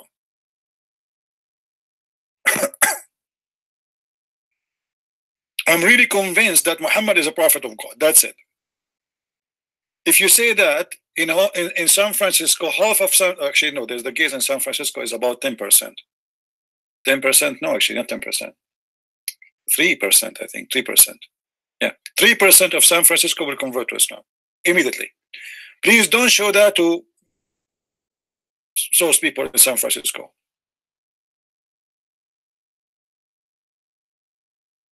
They will be lining up to say Shahada. Guys, there is a story. Do you know the story? There's a guy, one of the companions of the Prophet during the time of Uthman. He said, I swear by Allah, if I know who is the one who killed Uthman, I'm going to bing, bing, beep, if, you know, he wouldn't do F to him. A gay, he heard him saying that. He put his hand up. He said, I am the one who killed Uthman. The companion of the Prophet, he made him bend over and he started doing bing, bing to him. Boom, boom. The gay underneath of him, he was saying, screaming, saying, I swear by Allah, if I know that this is the punishment for killing Uthman, I would love to kill Uthman every day.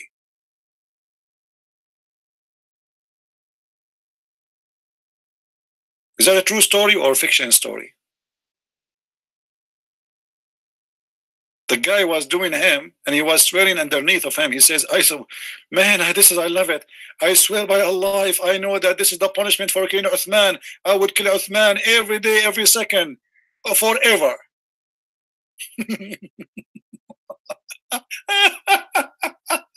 Boy, I'm sure many of you would like to convert to Islam immediately now. Look, guys, look what he said to me. Look, the Abdul is getting crazy now. Look, may the curse of Allah and his angels believing and the believing be upon you. Ameen. Abdul, the curse of Allah is obviously working very much with Israel. You Muslims curse in Israel every day. And America. And Russia. And Japan. And we see who is the one really is cursed. Did you notice who is cursed? Israel is not Somalia, my friend. It's not Baghdad. It's not Afghanistan. Even look at Emirat. Emirat is the land of prostitution. Look at Saudi Arabia, brother. Yes, Abdul. Why you are cursing me, Abdul? This is the best you can do.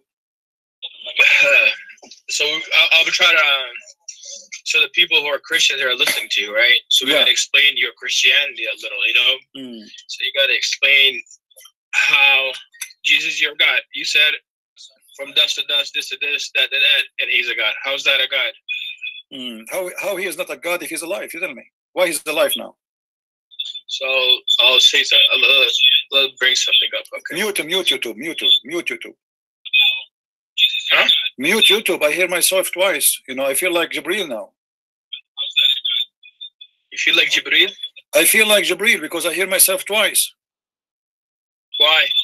But don't you know that when your prophet he received the chapter of Al-Fatiha? Do you know? Yes, I know. Yeah. How he received it? Do you know? How he received Jibreel? How he received the chapter of Al-Fatiha? Jibreel, peace be upon him, he came to him and at that time he heard a noise in the sky. Okay. But he came with him only when he was doing poo-poo, right? What are you talking about? Here we go. Listen, first, to believe in something, right? You gotta first follow it, right? No, I don't have to. No, I don't believe in something. I don't believe in it. Do you believe in it? Are you crazy? I don't believe in this garbage. So this is what your book saying. I have nothing to do. I have nothing to do with. Listen, if you don't believe in this garbage, right? So why you keep bringing it up in front of people then? Why not? To get Muhammad busted. I like to get him busted. He is a false prophet. You're jealous. That's what it means. You're jealous. No. I told you from the beginning. I want to save you. I feel like you are leaving Islam already. Explain to me why here it says that each time. Okay. Then read for me. Why it says. Hold on. Why? Stop screaming. Why whenever he go to the bathroom he hear a voice? Why it happened to him only when he do poo-poo? What are you talking about? It's in front of you. It says that whenever Muhammad he want to do buraz, كلما تبرز الرسول سمع صوتا. You speak Arabic, I speak Arabic, and this is the translation done by you, and this is the book of Asbab al-Nuzul. Which part of Arabia are you from? Which part of Arabia? What? Which part of Arabia are you from? You're from Iraq? I'm a black, blonde, African American from Japan. Don't change the topic. Answer. What kind of a prophet he received his inspiration doing shit? You're blonde African American. Okay. Yeah, from Japan. Now, what kind of a prophet he received the inspiration of Allah doing shit? Explain to us. Allah doing shit? No, I'm not saying he is doing shit. Muhammad doing shit. Allah, he sent his angel to talk to Muhammad specifically when he do shit. Explain to me why. He can't wait? The poor guy, let him finish shit yet. I mean, listen, first you got to be respectful first. I don't respect. That's what it says. Respect what? That's what it says in front of me. Why you blame me for reading what you says? It says كلما تبرز رسول الله. كلما تبرز رسول الله. Each time the prophet you do shit. Read it. It's in front of you. Here we go. Who's holding you?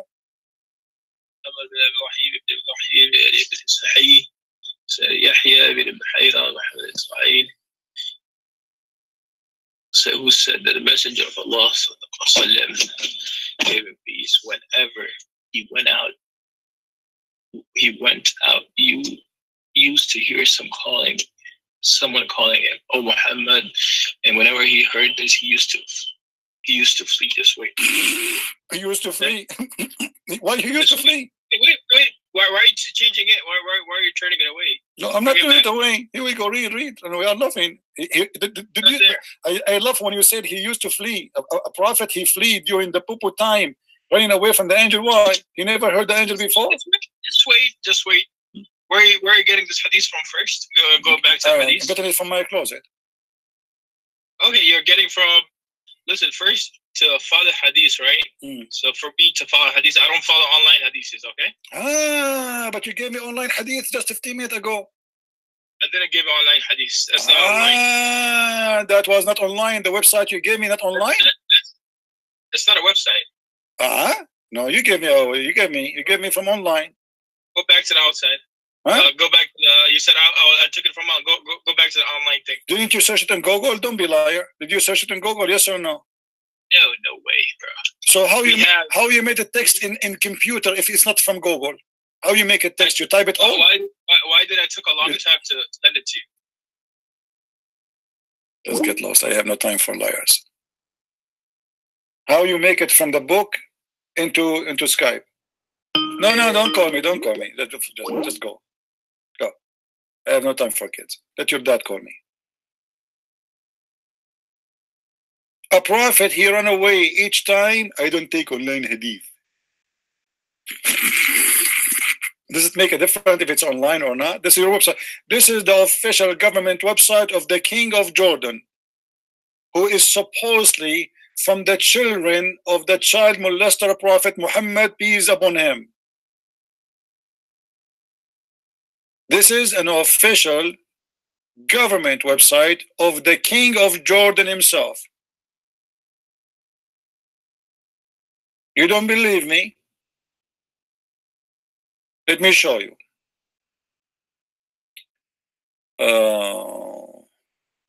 Where it says about the website. Here we go. Guys, do you see what it says there? Do you see?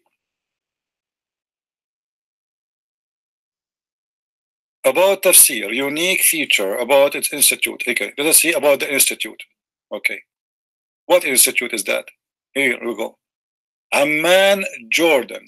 Okay, what is that? The Royal of Ahlul Bayt Institute, the royal family of Jordan, who claim to be from Muhammad. This is why they call them Ahlul Bayt. For Islamic thought is an international charitable trust based on Jordan, comprising 70 to 100 members from the world Islamic scholars who met, correspond, blah blah blah blah blah blah. Okay, and then he says, dated in by the late King Hussein of Jordan as service for the Islamic world and Ummah.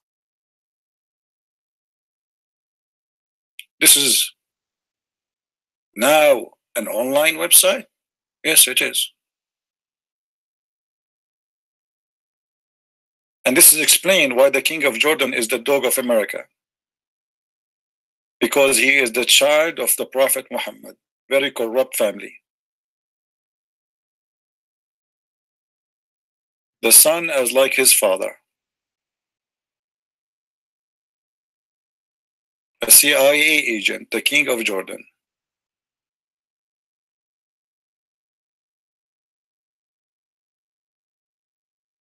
Any Abdul? Anyway, guys, we are not going to stay long. The video here, please download it. As you see, I'm taking my video down just to force people to download it and share it all over. So this video will not stay long there. After we finish, wait maybe for 15-20 minutes, the whole video will be there and you can download it and take it, put it anywhere you want, especially the debate with this guy. This is a horrible debate. This guy, he destroyed his prophet left and right. And they think they are victorious. You are right. A prophet who received inspiration from Allah during Pupu time. I like that prophet. I want to have a prophet like this. Actually, you know what? Each time I go to the bathroom, I go in silence, waiting for a voice to be heard. And if I hear the voice, I think I'm going to flee like the prophet. I wish I have a camera at that time. Oh boy. 4K camera behind Muhammad when he is doing Pupu. Muhammad hear the voice. We record the voice. We see the prophet fleeing and the Pupu is coming down. And the angel saying to him, stop Muhammad. Oh, Muhammad. Why in the world this guy is going crazy? This is the first time he see the prophet, the angel. Why he's running away? Al-Fatiha is not the first verse Muhammad received, so why he's running away? He should know that this is an angel when I talk to him. I know that the angel is coming at the wrong time during the Pupu time, but maybe this is the wish of Allah. He liked to send his inspiration during the Pupu time. It's a holy Quran during the holy. Makes sense. Oh, Muhammad. And the second Muhammad here, he flee. And then Muhammad, as usual, he went to his father, the real father of Muhammad, Waraq ibn Nawfal. If you have my books, you will see why I say Waraq ibn Nawfal is real father of Muhammad. So he went to Waraq ibn Nawfal as usual. Waraq ibn Nawfal advised him to remain in his place next time. When the caller called him, what the heck? This guy, he always flee. I feel sorry for the angel Jibreel. Each time the angel Jibreel, when I speak to Muhammad, he said to him, oh, Muhammad, you run away. Muhammad looked like a Mr. Bean. I wish Mr. Bean will make a movie about Muhammad life story. Mr. Bean is going to the bathroom. Mr. Bean, he sit in the toilet seat. Mr. Bean, he took off his panty. Mr. Bean, he sat there, and suddenly he hear, oh, Muhammad. Mr. Bean, he lift his eyebrows, and he look around. What the heck? Who is this? Mr. Bean never experienced such a miracle before. Mr. Bean now, he decide to flee. Mr. Bean start running. Again, that again, Mr. Bean, that again, that again. I mean, your prophet stories is not even qualified to be bedtime stories for kids. How in the world do you believe in this? Huh? Each time he hear it, he flee. Unbelievable.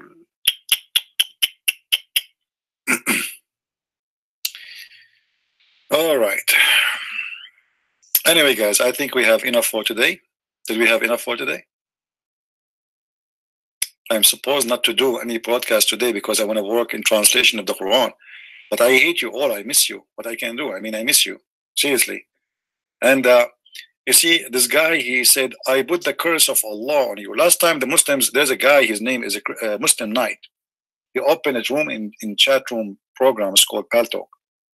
And the chat room name, the curse of Allah upon Christian Prince. And I entered there, you know, just because it have my name. But I did not use my nickname to enter. You know, I just choose a different nickname and I enter. And the guy was saying, may Allah destroy Christian Prince. All the Muslims, like 300, 400 people saying, Ameen, oh Allah, kill him. Ameen, oh Allah, give him a heart attack. Ameen, oh Allah, give him cancer. Ameen, oh Allah, make a train go over him, a car, Allah, car accident, Allah. Oh, very evil people. Less than 24 hours after, the guy who opened that room, he have a heart attack. Less than 24 hours. The one who was praying for me to have a heart attack. And the Muslims were shocked. Because they were expecting Christian Prince. In 24 hours, he will not be there. Oh boy. Oh, my heart, guys. My heart. I feel something in my heart. Oh, this is not my heart. This is my pocket. Because it's empty. You see what happened to you when you have a pocket? It's empty. It's not my heart. It's my pocket. Sorry. Yeah. Okay. No, this is where we are Arab. Where is our heart? You know. I mean, we didn't know actually. We are Arab. We are different. Because especially like the Quran says, women, even Arabian women specifically, they have breast testicles. This is why I'm an Arab. I did not get married. I will not marry specifically an Arabian woman from my people. What if you marry a woman and then you find that she have, instead of having breasts, she have testicles? I mean, this is scaring me. And people, they keep asking me why you are not getting married. I mean, this is a very scary scenario. You know, I mean, that's not even fair. All women in the world, they have a breast, except us Arab, our women, they have testicles. Why is that?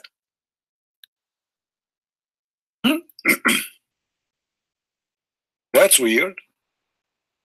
This is a chapter 86, verse number 6 and 7 in the Quran. Marry you? We have somebody saying marry. First, okay, if I want to marry you, you have to be qualified. I am an Arab like Muhammad. So you have to be very young, you have to be in the age of Khadija. You have no teeth and you are rich. So if I open my broadcast, you will not bite me or you will not beat me. Okay? And if I scream loud, you will not hear me. All right? This is the qualification. Are you rich? Are you old? Are you deaf? Are you mute? And you have no teeth. By the way, I forgot. You have no nails too. If you have this qualification, we are good to go. All right? This guy is a joke. Are you talking about Muhammad, my friend?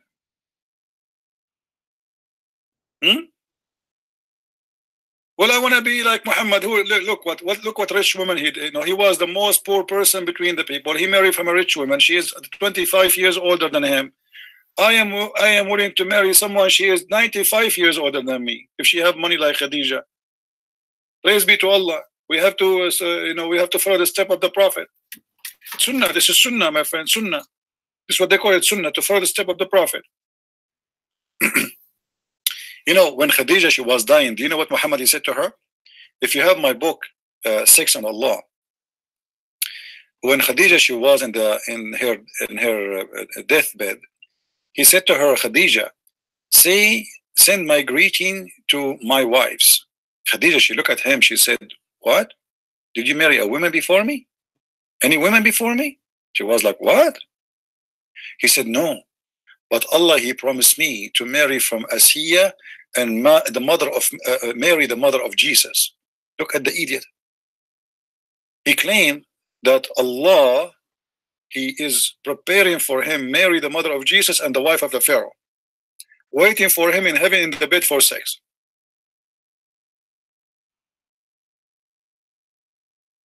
What a crazy cult. What a sick man. And yet they call him a prophet of God. Say hello to my wives in heaven? Really?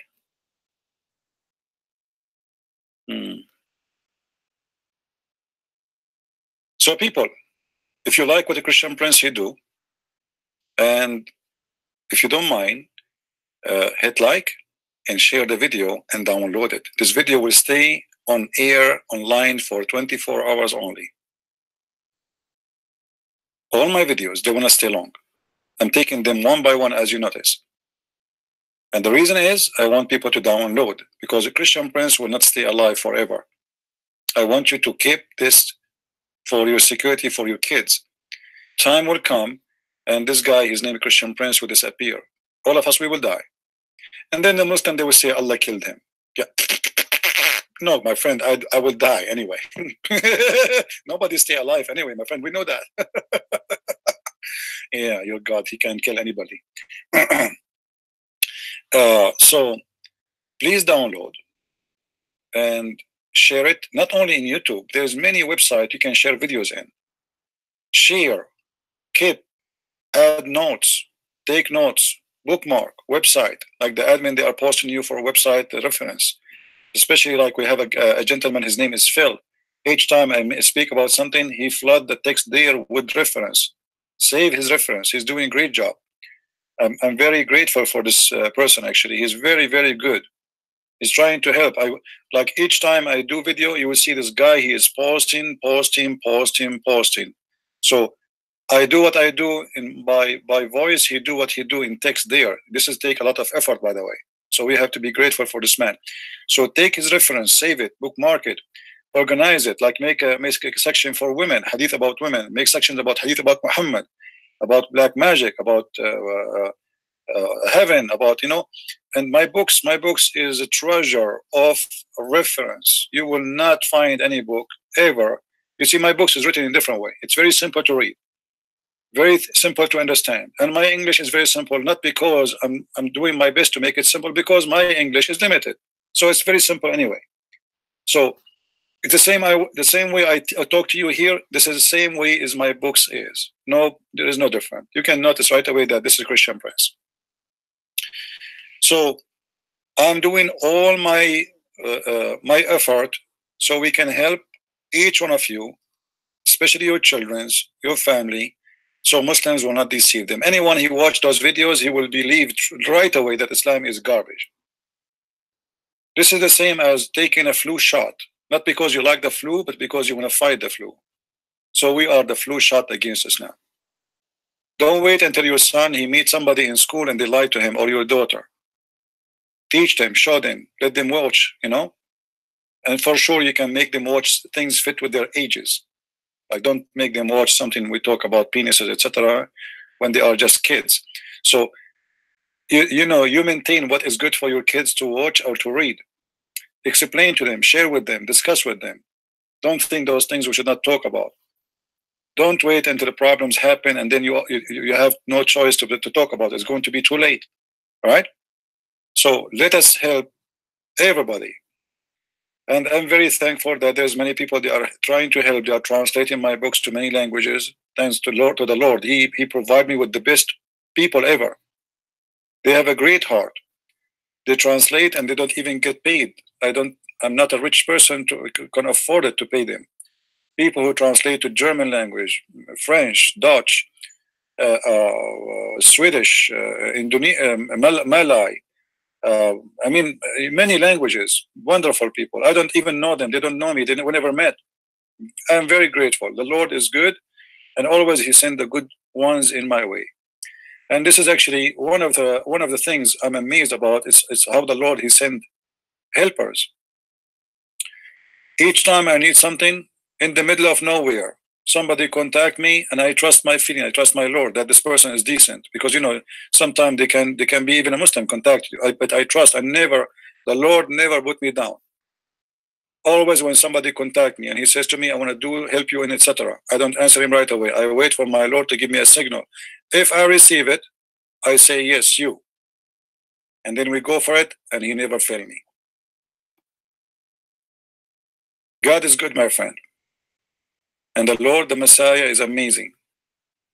And He used us the same He used me, He used you too. So let us be partners for good. You remember 2 days ago when a Muslim, he left Islam, he called me. I told him, I want to have a competition with you. Who remember? Who remember? A very nice gentleman who left Islam and became a Christian. I told him, I want to have a competition with you. In the year 2019, I want to see how many you will make them come to Christ, and how many I will make to come to Christ. I told him, this is a good competition between me and you. I want to see you doing better than me. And this is my target. I want all of you to share in this competition, and I pray that all of you will do better than me. I have right now a lot of people who accepted the Messiah, and I'm happy for it. But still I feel guilty. There's a lot more need to be saved. So what about you? Shouldn't you bring one in your lifetime? Just one. I mean, you cannot bring 10, bring one. Do you remember the parable in the Bible where the Lord, He gave investment for 3 servants? One of them He hid it, and the other 2 they invested. This is not about money, my friend. This is about how many you will bring with you, how many people you help, how many people you saved. Time go fast. Yesterday I was a kid. Tomorrow I might die. So if you think you are living forever, you are mistaken. You might go to bed, you never wake up. Life take us, steal us. Life is like a dream.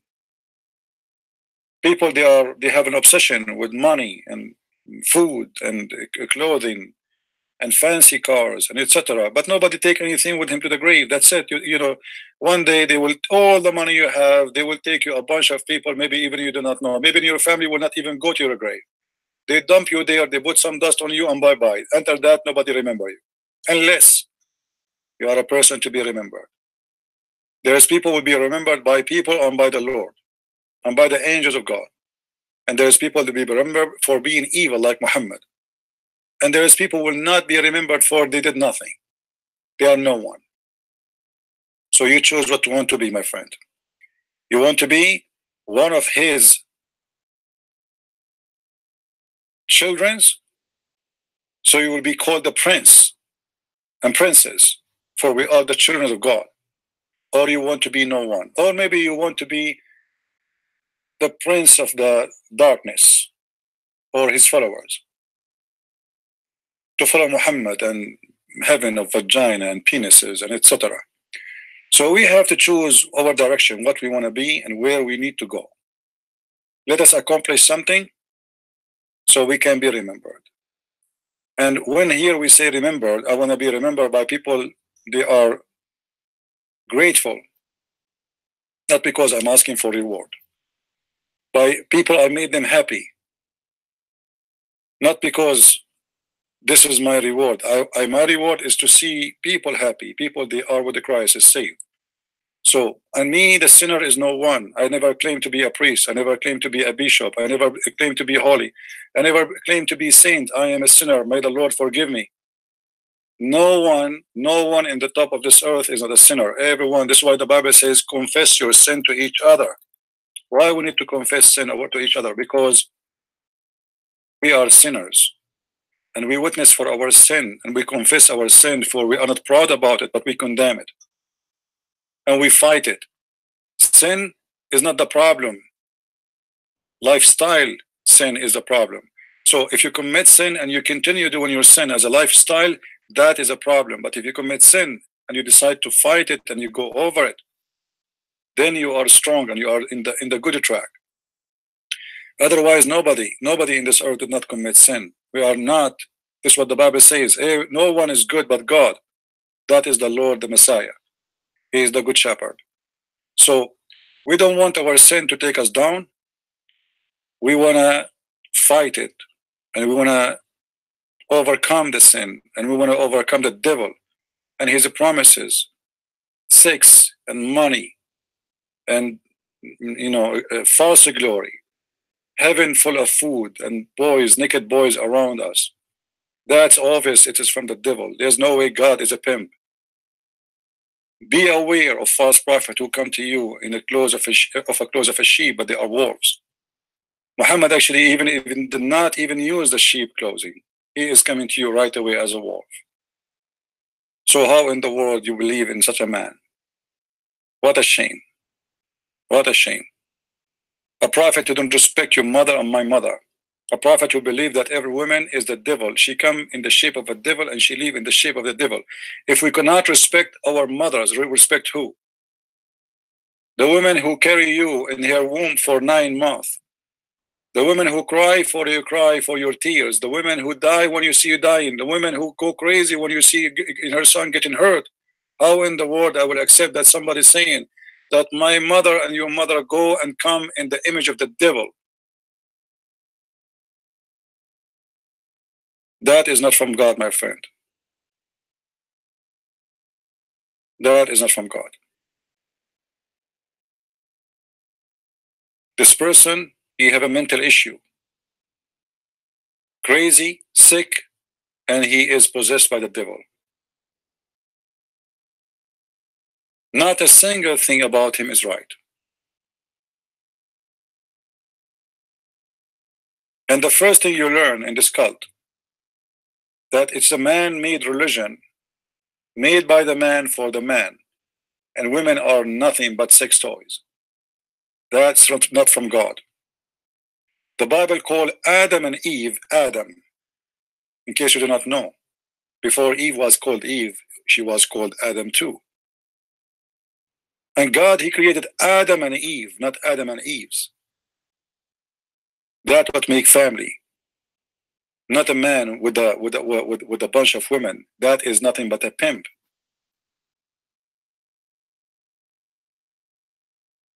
Real family is based on love, not in lust. A man who need more women, he don't care who is she. He just need more women. There's no love in Islam. Even in the heaven, you go to heaven, Allah promised you women you never met, you never saw before, you don't even know their names. They are just made for sex. You open your room, you find women naked waiting for you, and they will jump over you. That is sick. The heaven of Islam is nothing but a sex business in Thailand, where the bars of naked women waiting for anyone. It doesn't matter who is he. He is sick, he have AIDS, he have madness, he's crazy, he is a criminal, he is a killer who don't care. All what they want is his money.